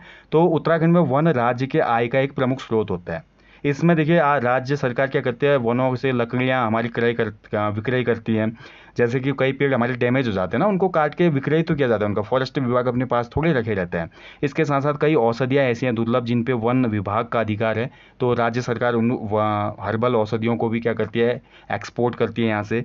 इसके साथ साथ और भी कई उपयोगी चीज़ें हमको वनों से मिलती हैं, ठीक है। तो ये तो प्रत्यक्ष लाभ हो गए जिससे पैसा आ रहा है। अप्रत्यक्ष लाभ में ये हुआ कि जिससे हमारे पर्यावरण के साथ साथ हमको भी बेनिफिट हो रहा है। वनों की कमी होगी, ऑक्सीजन लेवल कम होगा। इसका इम्पैक्ट आप देख चुके हैं जब कोविड-19 की लहर आई थी। आपने देखा होगा शहरों में जो मरने वाले लोग थे उनका रेशियो पर्वतीय या वनों में, जो घने वनों में लोग रहते हैं, उनसे ज़्यादा था। वहाँ पे ज़्यादा लोग मरे थे। क्यों? क्योंकि वायुमंडल में जो लगभग 21% ऑक्सीजन की उपलब्धता है वो हमारे पहाड़ों की अपेक्षा जो मैदानी भाग है जहाँ पे कम वन है वहाँ पे बहुत न्यूनतम रहता है। इसी वजह से वहाँ पे ज़्यादा लोगों को इम्पैक्ट देखने को मिला हमारा पेंडेमिक का, ठीक है। तो ये हमारे अप्रत्यक्ष लाभ होते हैं, हमें शुद्ध ऑक्सीजन मिलती है, हम बीमारियों से दूर रहेंगे यहाँ पे, ठीक है। तो इन चीज़ों को आपको ध्यान से पता होना चाहिए, क्योंकि अगर आप उत्तराखंड लोअर पीसीएस या अपर पीसीएस देंगे तो वहाँ पे आपका ये क्वेश्चन बनेगा ही बनेगा। ये 100% क्वेश्चन बनेगा आपका वहाँ पे कि आपका वनों का क्या लाभ है उत्तराखंड में, प्रत्यक्ष और अप्रत्यक्ष लाभ गिनाइए, ठीक है। आप देखिए उत्तराखंड राज्य में कुछ महत्वपूर्ण औषधियाँ भी पाई जाती हैं, बहुत ही उपयोगी औषधियाँ हैं ये, और बहुत ही ज़्यादा बेनिफिशियल हैं बहुत सी डिजीज़ में ये, ठीक है। जैसे कि डायबिटीज़ हो गया और हमारे कैंसर डिजीज़ हो गए, इनके लिए भी उत्तराखंड राज्य, क्योंकि हम पौराणिक ग्रंथों में भी पढ़ते हैं ना, जो हमारे हनुमान जी संजीवनी बूटी लाए थे वो उत्तराखंड हिमालय में ही कहीं थी, जहाँ से पांडवों ने बोला जाता है स्वर्ग रोहिणी पर्वत वगैरह हमारे बद्रीनाथ के आसपास का जो एक क्षेत्र है, उस हिमालयी क्षेत्र से ही हनुमान जी संजीवनी बूटी लाए थे दोहन करके। ऐसा बोला जाता है, पूरा पर्वत ही उठा के ले गए थे, आपने रामायण तो देखा ही होगा, है ना। तो इसी वजह से उत्तराखंड देवभूमि है, यहाँ पे हमें हजारों प्रकार की वनस्पतियाँ और औषधियाँ देखने को मिलती है, लेकिन आइडेंटिफाई नहीं हो पाई अभी आधे से ज़्यादा। तो आधों को तो कर लिया है साइंटिस्ट ने, लेकिन आधे से ज़्यादा औषधियाँ ऐसी हैं जो आज भी बिल्कुल रहस्यमयी हैं, बहुत लोगों को पता ही नहीं है उसका, ठीक है। तो इनमें देखिए कुछ महत्वपूर्ण औषधियाँ हैं, जैसे कि झूला वनस्पति, देखिए छड़ीला आदि प्रजातियाँ इसकी पाई जाती हैं। राज्य को इसके व्यापार से बहुत ज़्यादा इनकम होती है। अब झूला जो वनस्पति है इसका उपयोग देखिए सांभर और गरम मसाला बनाने में उपयोग होता है। इसके साथ साथ रंग रोगन जो पेंट वाली चीज़ें होती हैं और हवन सामग्री जो होती है दोस्तों, इसमें हमारा झूला प्रयोग किया जाता है, ठीक है। सुगंध आती है इससे। और जो फर्स्ट ग्रेड का झूला होता है राज्य में उत्पादित, वो फ्रांस को एक्सपोर्ट किया जाता है। ये क्वेश्चन ऐसे भी बन जाते हैं कभी कभी रैंडम क्वेश्चन, कि उत्तराखंड राज्य में जो फर्स्ट ग्रेड का झूला वनस्पति है वो किस देश को निर्यात किया जाता है, तो ये हमारा फ्रांस को। इसके बाद ब्राह्मी, तो बहुत बार आपने सुना होगा। ब्राह्मी तो एक साग होता है, बहुत जगहों पे देखने को मिलता है ब्राह्मी हमको, और हरिद्वार में बहुत ज़्यादा देखने को मिलता है ब्राह्मी, ठीक है। इसके बाद घिंगारू, छोटे छोटे घिंगारू में देखिए आपने देखा होगा छोटे छोटे बीज लगते हैं और लाल कलर का ये फल होता है। 3600 मीटर की ऊंचाई में उगता है ये। इस फल को खाया जाता है दोस्तों, और हृदय रोग के लिए बहुत ज़्यादा बेनिफिशियल है घिंगारू। इसके बाद देखिए सिकाकाई, तो सिकाकाई दोस्तों 2500 मीटर तक की ऊंचाई में मिलता है बहुतायत में, और सिकाकाई के पक्के फलों से आयुर्वेदिक शैम्पू बनता है, ठीक है। बाबा रामदेव जी दावा करते हैं ना जो सिकाकाई शैम्पू, वो इसी से बनता है, ठीक है। इसके बाद देखिए भीमल जो पौधा होता है, तो भीमल पौधे के सभी भाग उपयोगी होते हैं। इसकी कोमल शाखाओं को कूट कर शैम्पू के रूप में प्रयुक्त किया जाता है। और देखिए हमारी एक जनजाति भी है राज्य की जो भीमल लकड़ी का हौला जलाती है एक विशेष पर्व पे। चलिए कमेंट बॉक्स में कमेंट करिए आप कौन सी जनजाति है वो, ठीक है। इसके बाद देखिए बिच्छू या कंडाली, तो कंडाली आपने आई थिंक बचपन में कंडाली से बहुत लोग गुजरे होंगे जो अपने पेरेंट्स का कहना नहीं मानते थे या अच्छे से स्टडी नहीं करते थे, तो बहुत से लोगों ने कंडाली खाई होगी या बिच्छू घास का मज़ा लिया होगा यहाँ पे। तो राज्य में बहुत पाई जाती है कंडाली, और देखिए ये जो घास होती है ना कंडाली, हम तो इसको बहुत अवॉइड करते हैं, ऐसे देखते हैं कुछ मतलब नहीं होता है, लेकिन इस पौधे का सबसे ज़्यादा जो यूज होता है वो एनीमिया डिजीज़ में होता है, क्योंकि इसमें आयरन की भरपूर मात्रा होती है, विटामिन खनिज और आयरन बहुत ज़्यादा होता है इसमें। तो एनीमिया किसी को है तो वो बिच्छू घास की सब्जी, कंडाली की सब्जी गढ़वाल के बहुत भागों में बनती है, कुमाऊं के भी कुछ क्षेत्रों में बनते हुए मैंने देखा है, और गढ़वाल के कुछ क्षेत्रों में मैंने खुद कंडाली की सब्जी खाकर देखी है, तो बहुत अच्छी तरीके से वो बनती है। ठीक है, तो ये पत्ती जो हमारी होती है या ये वृक्ष जो होता है कंडाली का, वैसे तो झाड़ी होती है, ये बहुत इंपॉर्टेंट है। ठीक है, इसको आपने ध्यान रखना है। क्वेश्चन ये बन सकता है कि राज्य में कौन सी वनस्पति है जो कि एनीमिया रोग का नाशक है, ऐसे क्वेश्चन बन जाएगा, तो आपको याद रखना है वो कंडाली या बिच्छू घास। इसके बाद देखिए किल्मोड़ा। तो किल्मोड़ा जो होता है दोस्तों, वो मैं आपको दिखाना चाहूँगा। किल्मोड़ा की आई थिंक मेरे पास भी एक इमेज है। तो किल्मोड़ा वनस्पति आप देख सकते हैं दोस्तों, ये होती है किल्मोड़ा वनस्पति। और किल्मोड़ा की जो जड़ें होती हैं वो डायबिटीज़ पेशेंट के काम आती हैं पहले तो। और किल्मोड़ा के जो ये फल होते हैं ना, देखिए पहले हरे कलर के होते हैं, उसके बाद ये देखिए कितने यहाँ पे ब्लूइश कलर के दिख रहे हैं, कितना आकर्षक लगता है देखने में, और खाने में भी ये बहुत अच्छे खट्टे मीठे फल होते हैं। और इसकी जो पत्तियाँ होती हैं वो कंटीली होती हैं। तो ये होता है किल्मोड़ा। ठीक है, चलिए आप टॉपिक पे जाते हैं। तो किल्मोड़ा जो है वो शीतोष्ण पौधा है। ठीक है, और इसका अर्क हो गया, फल हो गया, जड़ की छाल हो गई, तना, लकड़ी, सभी चीज़ काम में आती हैं। इसकी जड़ों में व लकड़ियों में बर्बेरियम हाइड्रोक्लोराइड पाया जाता है। देखिए बहुत महत्वपूर्ण यहाँ पे की पॉइंट मिल रहा है आपको। किल्मोड़ा जो होती है दोस्तों, किल्मोड़ा के जड़ों में आपको बर्बेरियन हाइड्रोक्लोराइड मिलता है। ठीक है, इसका जो रस होता है वो आंखों के उपचार में प्रयोग किया जाता है। और इसकी जो जड़ें होती है ना, वो जड़ें बहुत काम आती है। डायबिटीज़ पेशेंट को उन जड़ों का पानी अगर पिलाया जाए तो डायबिटीज़ काफ़ी हद तक कंट्रोल हो जाती है। ठीक है, इसके बाद देखिए मसीरा। मसीरा को पीली जड़ी भी कहा जाता है, और इसकी जड़ें पीली होती है ना, इसलिए बोला जाता है इसको मसीरा। और इसकी जड़ों से बनता है काजल या सुरमा, जो कि आंखों के लिए बहुत उपयोगी होता है। और इसकी जो जड़ें होती है वो टॉनिक के रूप में भी प्रयोग होती हैं। इसके बाद देखिए अमेस। हमने बात की थी लास्ट टॉपिक में भी, जो हमारा हर्बल गार्डन खुला हुआ है बद्रीनाथ में, वहाँ पे हमने पढ़ा था ना अमेस। अमेस को बद्री बेर भी कहा जाता है, पढ़ा था ना आपने। तो अमेस जो होता है दोस्तों, इसको हिप्पापी नाम से भी जाना जाता है, ध्यान रखेंगे। और अमेस के फल में हम देखते हैं कैल्शियम, फास्फोरस और लौह तत्व बहुतायत में मिलते हैं। इसका उपयोग दवा से लेकर सौंदर्य प्रसाधन और टॉनिक बनाने तक में किया जाता है। इसकी जगह मिट्टी में नाइट्रोजन को स्थिर भी करते हैं। देखिए किसी भी पौधे की ग्रोथ के लिए नाइट्रोजन का स्थिरीकरण बहुत महत्वपूर्ण होता है ना। और पौधों की, आपने ये भी क्वेश्चन एक पढ़ा होगा, चलिए अब आ ही गया साइंस का क्वेश्चन। तो आपने देखा होगा दाल वाले जो पौधे होते हैं, दाल के पौधों की जड़ों में गांठें पाई जाती हैं, और उनमें कौन सा जीवाणु होता है, तो उसमें राइजोबियम होता है, जो कि नाइट्रोजन का स्थिरीकरण करता है। ठीक है, तो जिससे पौधे को अच्छी ग्रोथ मिलती है। अमेज़ की देखिए चटनी वगैरह भी बनाई जाती है, लेकिन अमेज़ का जो फल होता है वो भी बहुत अच्छा होता है खाने में। और अमेज़ का आप देखिए व्यावसायिक उपयोग शुरू हो गया, हालांकि इसका अभी हमने जो करंट का एक टॉपिक किया था कल में ही, हमने देखा जो उत्तराखंड का पहला सर्वाधिक ऊंचाई पर हर्बल गार्डन खोला गया है मांगा गांव से ऊपर 11,000 फीट की। तो उस हर्बल गार्डन में दोस्तों अमेज़ को भी व्यावसायिक रूप पर यहाँ पे प्रयोग किया जा रहा है, यानी कि अमेज़ का अगर उत्पादन ज़्यादा होगा तो उससे क्या होगा, प्रत्यक्ष लाभ मिलेगा। ठीक है, तो चीन इसके निर्यातों से 50 करोड़ डॉलर पैदा करता है। देखिए चीन कर सकता है तो हम क्यों नहीं कर सकते, तो राज्य सरकार इस दिशा में कदम उठा तो रही है। देखिए इसके लॉन्ग टर्म जो बेनिफिट है कब तक देखने को मिलते हैं। इसके बाद धुनेर का पौधा दोस्तों, धुनेर का पौधा देखिए हमारे ऐसा पौधा होता है जिससे कैंसर के इलाज की दवाई बनना पॉसिबल है। ठीक है, कैंसर के इलाज के लिए टैक्साल नामक हमारा केमिकल चाहिए होता है, और वो टैक्साल नामक केमिकल हमको मिलता है धुनेर के पेड़ से। इसके बाद देखिए राज्य में बहुत से जड़ी बूटी संग्रहण, विपणन एवं संरक्षण एवं शोध समय समय पे किए जाते हैं दोस्तों। राज्य में देखिए सबसे पहले बेलाडोना की जो खेती थी 1903, बहुत जगह पे ये अलग दिया है डेटा। ठीक है, 1906 भी दिया है, इस चीज़ का ध्यान रखेंगे, अलग अलग बुक्स में अलग डेटा है, जिस हिसाब से क्वेश्चन बने उसी हिसाब से करिएगा आप। तो बेलाडोना की व्यापारिक खेती की गई थी, और इसके साथ साथ राज्य में देखिए व्यापारिक खेती में हमारी जेट्रोफा की खेती भी की जाती है। जेट्रोफा बहुत ज़्यादा आपने पढ़ा होगा, जेट्रोफा का बहुत यूज है आज की डेट में, और वर्तमान समय की मांग को देखते हुए ये भविष्य का ईंधन कहा जा सकता है जेट्रोफा, क्योंकि इससे बायोडीजल बनता है ना। तो इसको आपने याद रखना है जेट्रोफा। और 1972 से उत्तराखंड राज्य में जड़ी बूटियों के संग्रहण का कार्य सहकारिता विभाग के जड़ी बूटी योजना के तहत किया गया था। यानी कि जड़ी बूटी विकास योजना उत्तराखंड में कब से शुरू हुई, कभी क्वेश्चन बनता है, तो 1972 से शुरू हुई। और 1980 से जड़ी बूटियों के संरक्षण के लिए जिलेवार भेषज सहकारी संघों की स्थापना की गई 1980 के बाद। यानी कि हर जिले में एक भेषज सहकारी संघ स्थापित होगा। भेषज का मतलब फार्मासिस्ट होता है। ठीक है, भेषज मतलब इंग्लिश में फार्मासिस्ट जिसको बोलते हैं, हिंदी में उसी को भेषज कहा जाता है। यानी कि जिलेवार हमारा क्या बना, फार्मास्यूटिकल कोऑपरेटिव संघ हम बोल सकते हैं, ऑर्गेनाइजेशन या हम यूनियन बोल सकते हैं। ठीक है, ये बनाया गया। और इसके अलावा देखिए हमारे कौन कौन से संस्थान हैं जो कि हमारे संग्रहण, संरक्षण और विपणन में लगी है जड़ी बूटियों की। इनमें पहला है देखिए Indian drugs and pharmaceuticals limited, इसकी लोकेशन है ऋषिकेश में। दूसरा देखिए इंडियन मेडिसिन फार्मास्यूटिकल्स लिमिटेड, ये मोहान अल्मोड़ा में है। इसके बाद देखिए Indian institute of Ayurveda for drug research, ये बहुत महत्वपूर्ण है, ताड़ी खेत में, ये अल्मोड़ा में, ठीक है, Indian institute of Ayurveda for drug research. अगला देखिए कोऑपरेटिव ड्रग फैक्ट्री, तो ये रानीखेत अल्मोड़ा में है। कुमाऊं मंडल विकास निगम नैनीताल में है। गढ़वाल मंडल विकास निगम पौड़ी गढ़वाल में है, ठीक है। तो ये तो हमारे अलग अलग स्तर पे काम करते हैं। इसके बाद देखिए यहाँ पे बहुत बड़ा डाउट आपका क्लियर होगा, जड़ी बूटी और औषधीय क्षेत्र में शोध एवं विकास से संबंधित राज्य में निम्न संस्थाएं हैं। तो इसमें सबसे पहला नाम आता है उच्च स्थलीय पौध शोध संस्थान Srinagar, high altitude plant research institute, बहुत महत्वपूर्ण देखिए। तो उच्च स्तरीय पौध शोध संस्थान है श्रीनगर में, और इसी की एक ब्रांच है तुंगनाथ में, जिस पे बहुत डाउट आ रहे थे। तो तुंगनाथ में अभी हाल में ही यहाँ से क्वेश्चन पूछ लिया था हमारा उत्तराखंड लोक सेवा आयोग ने, जो एग्जाम हुआ था आपका लेखा समीक्षा अधिकारी वाला। तो तुंगनाथ में देखिए उच्च शिखरीय पादप शोध संस्थान, यहाँ पे शिखरीय अलग हो जाता है और स्थलीय अलग हो जाता है। हाई एल्टीट्यूड पूछा जाता है तो ये हमारा श्रीनगर सही है। उच्च शिखरीय ये पूछा जाता है अगर माउंट का कहीं पे माउंटेन का नाम यूज होता है हमारा, ठीक है।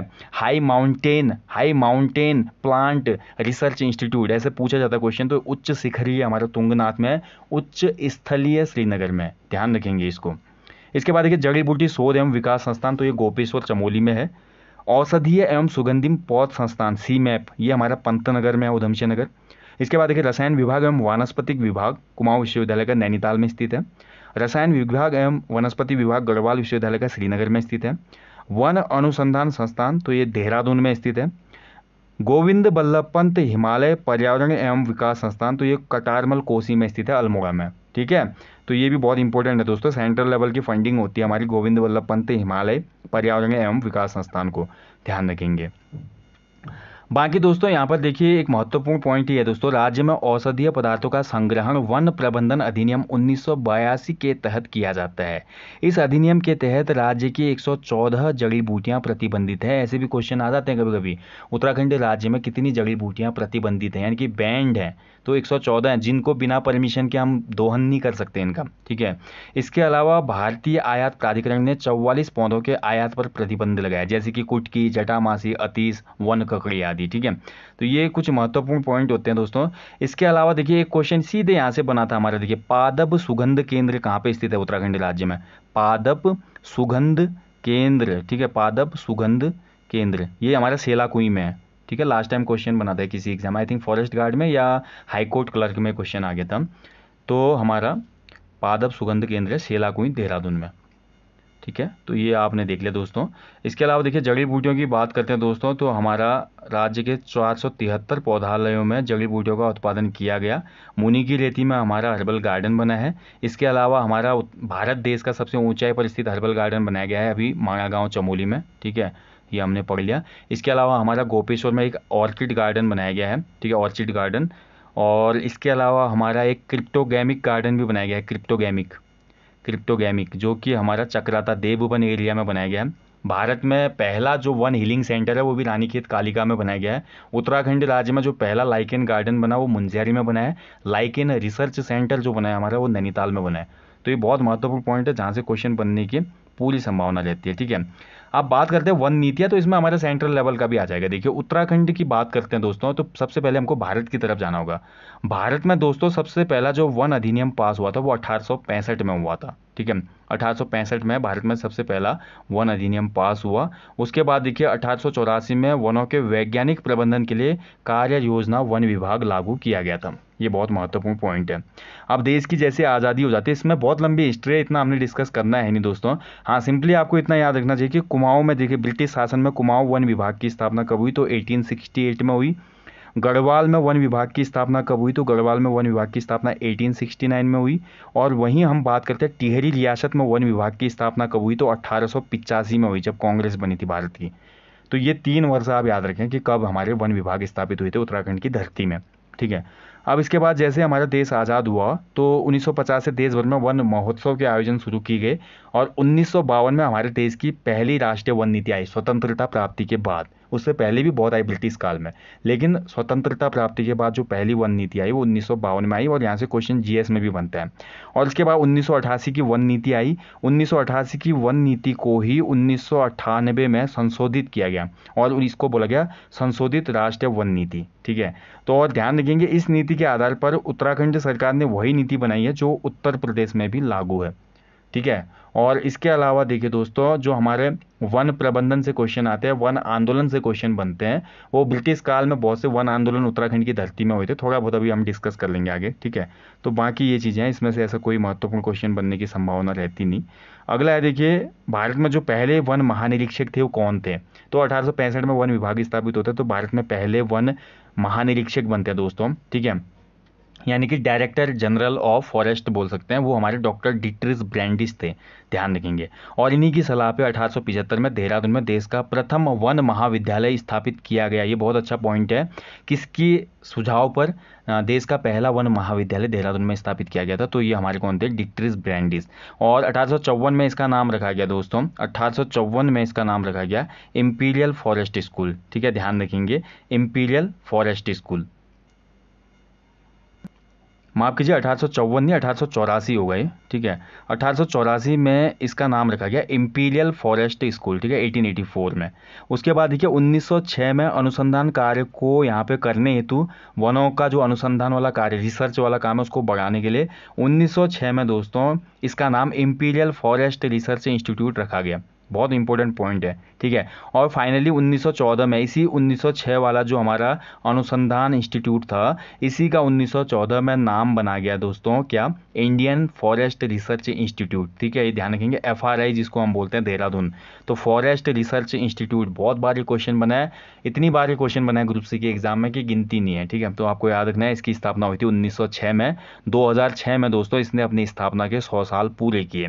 और एफआरआई का जो सभागार है वो एशिया में लकड़ी से निर्मित एकमात्र सबसे बड़ा हॉल है दोस्तों। यहाँ पे 6 म्यूजियम आपको देखने को मिलेंगे और 18,000 लकड़ियों के नमूने के साथ एक यहाँ पे आपको वुड म्यूजियम भी देखने को मिलेगा, यानी कि कास्ट म्यूजियम, यानी कि लकड़ी का म्यूजियम आपको देखने को मिलेगा। ठीक है, इसके बाद देखिए दोस्तों, आपको ये बता दें हम कि उत्तराखंड में दोस्तों इसके अधीन अभी वर्तमान समय में 8 संस्थान कार्य कर रहे हैं। ठीक है, ध्यान रखेंगे, 8 अधीन इसके संस्थान है जिनको एफिलेट करता है हमारा एफआरआई।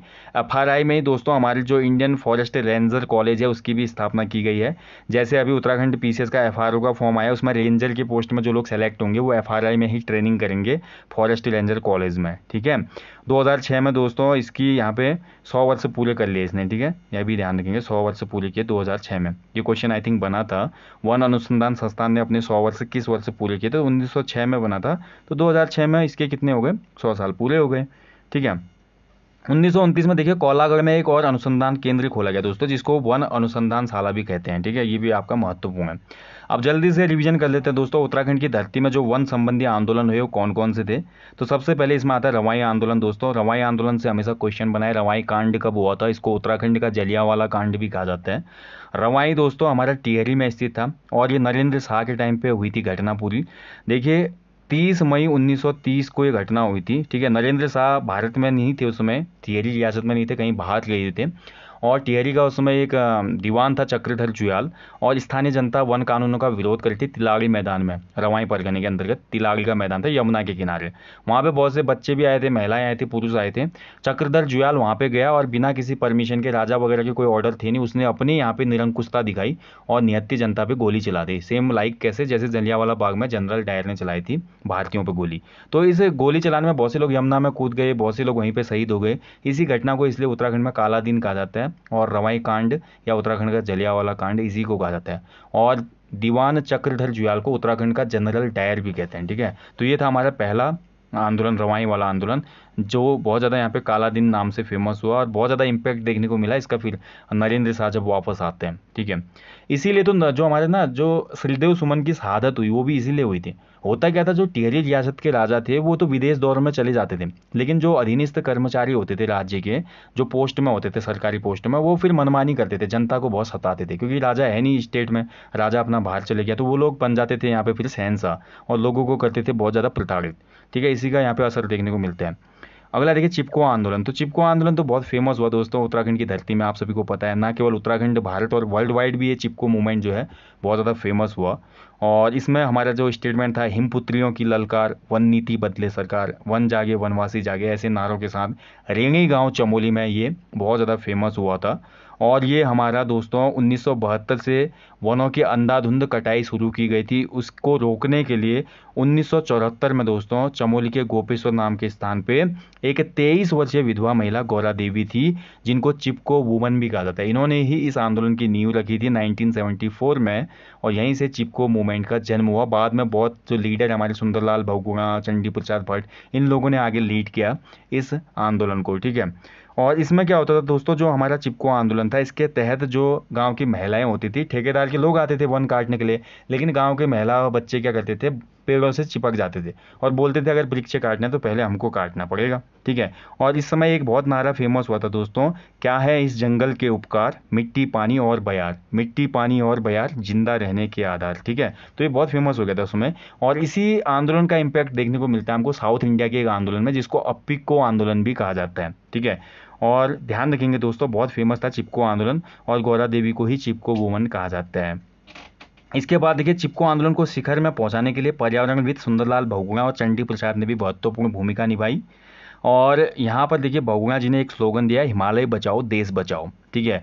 और चंडी प्रसाद भट्ट जी को दोस्तों इसी कार्य की वजह से 1982 में एशिया का वैकल्पिक नोबेल पुरस्कार, जिसको कहा जाता है रेमन मैग्सेसे पुरस्कार, जो कि फिलीपींस की गवर्नमेंट देती है, उससे नवाजा गया, ठीक है। तो ये बहुत महत्वपूर्ण उपलब्धि थी इनके लिए। और इसके बाद देखिए 1977 का वन आंदोलन भी उत्तराखंड में बहुत ज़्यादा फेमस हुआ दोस्तों, वनों की नीलामी के विरोध में। क्वेश्चन यहाँ से हमेशा बनता है एग्जाम में कि वनों की नीलामी के विरोध में उत्तराखंड में वन आंदोलन कब घटित हुआ था, तो ये 1977 में हुआ था, ठीक है। बहुत से छात्रों ने गिरफ्तारी दी इसमें। और पहली बार देखिए 1978 में उत्तराखंड पूर्ण रूप से बंद हुआ, यानी कि हड़ताल हो गई, चक्का जाम हो गया। कभी क्वेश्चन बनेगा उत्तराखंड पूर्ण रूप से कब बंद हुआ था, तो पहली बार ये 1978 में हुआ था, ठीक है, ध्यान रखेंगे। इसके बाद देखिए डुंगा पैंतोली आंदोलन, तो चमोली में हुआ था डुंगा पैंतोली आंदोलन। ये बांस का जंगल काटे जाने के विरोध में स्थानीय जनता ने किया था, ठीक है। इसके यहाँ पे महिलाओं ने काफ़ी विरोध किया और सरकार को फाइनली अपना डिसीजन चेंज करना पड़ा था। पांगड़ी लाखो आंदोलन, देखिए दोस्तों 80 के दशक में ऊफरे खाल गाँव, यानी कि पौड़ी गढ़वाल में है ऊफरे खाल, तो यहाँ पर देखिए पानी की कमी को दूर करने के लिए ये आंदोलन चलाया गया था, पांगड़ी लाखो आंदोलन, ठीक है। बहुत ही महत्वपूर्ण है ये। और इसके जो सूत्रधार थे या फाउंडर थे पांगड़ी लाखो आंदोलन के, वो थे ऊफरे खाल के एक टीचर थे सच्चिदानंद भारती। इन्होंने दूधातोली लोक विकास संस्थान का भी गठन किया, माफ कीजिएगा। तो दूधातोली लोक विकास संस्थान का गठन किसने किया था, कभी क्वेश्चन बनेगा, तो सच्चिदानंद भारती। उत्तराखंड में पांगड़ी लाखो आंदोलन की नींव किसने डाली थी, तो सच्चिदानंद भारती जी ने, ठीक है। और जो ऊफरे खाल है कहाँ से शुरू हुआ, कभी क्वेश्चन बन जाता है, तो ये पौड़ी में है, इस चीज़ का ध्यान रखेंगे। इसके बाद देखिए रक्षा सूत्र आंदोलन, तो रक्षा सूत्र आंदोलन दोस्तों वृक्ष पर रक्षा सूत्र बांधकर उसकी रक्षा का संकल्प लेने के लिए यह आंदोलन 1994 से टिहरी के भिलंगना क्षेत्र में शुरू हुआ। बहुत ही महत्वपूर्ण है, टिहरी के भिलंगना से कौन सा आंदोलन शुरू हुआ था, क्वेश्चन बनता है। तो यह है रक्षा सूत्र आंदोलन, कब हुआ था, 1994 में हुआ था, ठीक है। इस चीज़ को ध्यान रखिए। इस आंदोलन में भी दोस्तों एक स्टेटमेंट दी गई थी, एक नारा दिया गया था, स्लोगन था, ऊंचाई पर पेड़ रहेंगे नदी ग्लेशियर टिके रहेंगे, पेड़ कटेंगे पहाड़ टूटेंगे बिना मौत के लोग मरेंगे, जंगल बचेगा देश बचेगा गांव खुशहाल हमेशा रहेगा। तो इस प्रकार का यहाँ पे नारा दिया गया था रक्षा सूत्र आंदोलन में, ठीक है। और रक्षा सूत्र आंदोलन बहुत फेमस हुआ और आज भी बहुत पॉपुलर है दोस्तों। आज उत्तराखंड राज्य में देखा जाता है तो जो भी विवाहित हमारी कन्याएं होती हैं, जैसे उनका शादी हो जाती है तो गढ़वाल क्षेत्र में बहुत ज़्यादा अभी भी प्रचलित है, तो वो एक पेड़ लगाते हैं और उसको एज अ अपने बच्चे की तरह ट्रीट करती है, ठीक है, उसकी बहुत देखभाल करती है। तो ये कहीं ना कहीं पर्यावरण में यहाँ पे वनीकरण को बढ़ाने के लिए एक बहुत बेहतरीन प्रयास मैं बोलूँगा, ठीक है। तो हम सबको भी पेड़ लगाना चाहिए और जब भी वृक्षारोपण या ऐसे कोई भी कैंपेन होता है तो उसमें आपने बढ़ चढ़ के भाग लेना चाहिए हमेशा। अगला देखिए झपटो छीनो आंदोलन, तो झपटो छीनो आंदोलन दोस्तों ये चमोली के रेंगी लाता तोलमा आदि गाँव में हुआ था दोस्तों, ठीक है। तो नंदा देवी जो राष्ट्रीय पार्क है ना, तो नंदा देवी राष्ट्रीय पार्क का प्रबंध क्या हुआ, सरकार ने अपने हाथ में ले लिया और वहाँ पे लोगों को, महिलाओं को चारा काटने के लिए, गाय भैंस चराने के लिए, बकरी ले जाने के लिए भी मना कर दिया। लोगों ने बोला यार हमारे गाँव का जंगल हम ही एंटर नहीं कर पा रहे हैं, तो वहाँ पर अधिकारियों से झड़प हो गई इनकी और बोला जंगल तो हम लेकर रहेंगे, और इसी आंदोलन को बोला गया झपटो छीनो आंदोलन। तो 21 जून 1998 को लाता गाँव में धरना प्रारंभ हुआ ग्रामीणों का, और 15 जुलाई को समीपवर्ती गांवों के लोगों ने पालतू जानवरों के साथ नंदा देवी राष्ट्रीय पार्क में एंट्री ले ली, ठीक है, यानी कि जो बाउंड्री वगैरह थी तोड़ ताड़ के अपने गाय भैंस बकरी सबको ले गए वो नंदा देवी पार्क के अंदर, और इसी आंदोलन को झपटो छीनो आंदोलन बोला जाता है। इसके बाद देखिए मैती आंदोलन, ठीक है, ध्यान रखेंगे मैती आंदोलन भी दोस्तों यही है, मायके जब पहली बार लड़की आती है इसमें। अभी हमने रक्षा सूत्र आंदोलन की बात की तो बहुत से विवाहित कपल रक्षा सूत्र के अंतर्गत भी पेड़ लगाते हैं, वैसे ही मैती आंदोलन के अंतर्गत जब कन्या पहली बार हमारी मायके आती है दोस्तों, तो मैती का मतलब उत्तराखंड में सबसे पहले तो मैत का मतलब होता है मायका, ठीक है, और गढ़वाल कुमाऊं दोनों में मायका को मैती कहा जाता है। और इस आंदोलन का जो विचार आया था दोस्तों, इस मैती आंदोलन का जो जनक है वो हमारे कल्याण सिंह रावत जी हैं, ठीक है। तो 1996 में उन्होंने इस मैती आंदोलन को शुरू किया, और ग्वालदम इंटर कॉलेज जो कि चमोली में पड़ता है ग्वालदम, तो यहाँ पर दोस्तों ग्वालदम इंटर कॉलेज इसी एरिया से दोस्तों मैती आंदोलन की शुरुआत हुई, ठीक है। और मैती आंदोलन के लिए देखिए जो हमारे कल्याण सिंह रावत जी थे उन्होंने पाया कि जो लड़कियां हैं लड़कों के मुकाबले वृक्षों की अच्छी खासी देखभाल करती हैं, तो इसीलिए उन्होंने मैती आंदोलन को शुरू करने का सोचा, ठीक है। इस आंदोलन के तहत क्या होता है दोस्तों, विवाह समारोह के दौरान वर वधु के द्वारा पौधा रोपने और इसके बाद मायके पक्ष के लोगों के द्वारा उसकी देखभाल करने की परंपरा विकसित हो चुकी है। यानी कि लड़की का घर होता है, लड़की के शादी के दिन ही वर वधु क्या करते हैं, दोनों वहाँ पे पौधा लगाते हैं, उसके बाद लड़की ससुराल चली जाती है अपनी, लेकिन जो पेड़ लगाया होता है उसकी देखभाल करने का पूरा जिम्मा मायके वालों के सिर में होता है, ठीक है। तो ये आज आंदोलन जो है ये परंपरा बन चुका है दोस्तों उत्तराखंड में। और आप सभी को पता है लास्ट ईयर हमारे कल्याण सिंह रावत मैती जी को पद्मश्री से भी सम्मानित किया गया है, ठीक है, पद्मश्री इनको दे दिया गया है, इनके प्रयासों को देखकर बहुत अच्छा इन्होंने यहाँ पे काम किया था। अब बात करते हैं दोस्तों उत्तराखंड राज्य में जो वन संबंधी योजनाएं या कार्यक्रम या संस्थाएं उनको देख लेते हैं। तो मिश्रित वन खेती मॉडल उत्तराखंड में कौन लाया था, बहुत बड़े क्वेश्चन बना है। तो उत्तराखंड में दोस्तों रुद्रप्रयाग के निवासी हैं जगत सिंह चौधरी, जिनको जंगली उपनाम भी कहा जाता है, ठीक है, जगत सिंह चौधरी का ही उपनाम है जंगली। और जगत सिंह चौधरी जी ने ही दोस्तों 30 वर्षों की मेहनत करके उत्तराखंड में मिश्रित वन खेती मॉडल प्रस्तुत किया। यानी कि इसमें क्या होता है देखिए, मिश्रित वन खेती जैसे कि नाम से पता चल रहा है वनों को काटने की जरूरत नहीं है। बहुत सी हमारी जनजातियां होती है ना जो झूम खेती करती है, यानी कि वनों को साफ कर देती है, वो फिर कृषि करती है, फिर वहां से चले जाती है कुछ टाइम बाद। लेकिन जगत सिंह चौधरी जी ने कुछ ऐसी प्रजातियों को विकसित किया है जो जंगल के अंतर्गत ही वनों को बिना नुकसान पहुंचाए उगाई जा सकती है, तो इसी को बोला जाता है मिश्रित वन खेती मॉडल, ठीक है। इसके लिए इन्होंने 2006 में दोस्तों जंगली जी को आर्यभट्ट सम्मान से भी सम्मानित किया गया है। इसके बाद देखिए वृक्ष मानव, तो उत्तराखंड में देखिए बहुत लंबे समय से वृक्षारोपण का काम किया, लगातार काम किया, अपनी पूरी जवानी अपना पूरा बोल सकते हैं कि जीवन का पूरा अधिकांश भाग वृक्षारोपण में बिता दिया। और इनका नाम है दोस्तों विश्वेश्वर दत्त सकलानी, इनको उत्तराखंड में वृक्ष मानव कहा जाता है, ठीक है। और 1949 से ये काम कर रहे थे और 1 वर्ष से 1.5 वर्ष पहले ही ये इस संसार से विदा ले चुके हैं। इसके बाद देखिए अपना गांव अपना वन योजना दोस्तों, ये हमारा गांवों को वनों से जोड़ने के लिए चलाई जा रही योजना है दोस्तों। इसके तहत वन भूमियों से अतिक्रमण हटाकर उन पर वृक्षारोपण किया जा रहा है, ठीक है। तो कभी क्वेश्चन बन सकता है कि वन भूमियों से अतिक्रमण हटाकर वनीकरण करने की जो योजना है उसको क्या नाम दिया गया, तो ये नाम है अपना गाँव अपना वन। इसके बाद देखिए नागरिक और स्वयं वन विकास योजना, तो ध्यान रखेंगे ये हमारा वैज्ञानिक ढंग से वनों का प्रबंध करने के लिए योजना चलाई जा रही है, नागरिक एवं स्वयं वन विकास योजना, ठीक है। बाकी वन पंचायत तो सभी जगह बनती हैं, आपको पता है दोस्तों। वर्तमान समय की अगर हम बात करते हैं तो लगभग 12 से 13 हज़ार वन पंचायतें हमको देखने को मिलते हैं। एक्यूरेट नंबर आप देख सकते हैं 12,168 वन पंचायतों का गठन हो चुका है, जो कि लगभग 5.5 लाख हेक्टेयर वन क्षेत्र का संरक्षण कर रहे हैं। इसके अलावा देखिए दोस्तों उत्तराखंड सरकार, आपने देखा होगा उत्तराखंड के बहुत से ऐसे वन विहीन क्षेत्र हैं जहाँ पे उत्तराखंड सरकार ने इको टास्क फोर्स को भी यहाँ पे क्या किया है, रिक्रूट किया है। यानी कि भूतपूर्व सैनिकों को रोजगार भी मिलता है इसमें, और भूतपूर्व सैनिक क्या करते हैं, वन विहीन क्षेत्रों में जाकर बड़ी मात्रा में वृक्षारोपण करते हैं। तो उत्तराखंड राज्य में इको टास्क फोर्स का जो गठन हुआ था 2008 और 2009 के बीच में हुआ था, ये ध्यान रखेंगे। इसमें केवल आर्मी रिटायर्ड जो हमारे होते हैं ना फौजी भाई, तो वो लोग क्या करते हैं यहाँ पे केवल उन्हीं को एंट्री मिलती है, और वो केवल और केवल फिर इसमें वृक्षारोपण का काम करते हैं। एक पार्टिकुलर प्लेस पे वो चले जाते हैं जहाँ जहाँ उनको टारगेट मिले होते हैं, उस क्षेत्र में वो 4-5 साल रहते हैं और उस क्षेत्र को हरा भरा बना के अगले क्षेत्र पे चले जाते हैं। तो ये है हमारी इको टास्क फोर्स उत्तराखंड की, ठीक है। तो दोस्तों आज का ये टॉपिक बहुत लंबा हो चुका है। उत्तराखंड में हमने जो पढ़ लिया वन संपदा वगैरह पूरी, हालांकि वन रिपोर्ट की मैं अलग वीडियो दूंगा, वो अगर सेशन उसको लेते तो बहुत लंबा हो जाता। अगला जो टॉपिक आएगा इसका पार्ट 2, इसमें हम देखेंगे उत्तराखंड राज्य के प्रमुख राष्ट्रीय उद्यान, प्रमुख वन्यजीव विहार, प्रमुख आरक्षण जो स्थल हैं, इसके साथ साथ हमारा रामसर सूची में शामिल आसन वेटलैंड और बहुत से अन्य महत्वपूर्ण की पॉइंट भी डिस्कस होगा, ठीक है। तो मिलते हैं जल्दी। आज का सेशन बहुत लंबा हो गया है, आपने काफ़ी कुछ यहाँ पे की पॉइंट नोट किए होंगे। ऐसे ही परीक्षा वाले जो महाकुंभ है इसको आगे ले जाएंगे और जल्दी मिलेंगे नेक्स्ट टॉपिक में। तब तक आप लोग अच्छे से अपनी स्टडी करें। चलिए काफ़ी टाइम हो गया, चलते हैं अब। आप लोग अच्छे से अपना ध्यान रखें। शुभ रात्रि। जय हिंद, जय उत्तराखंड।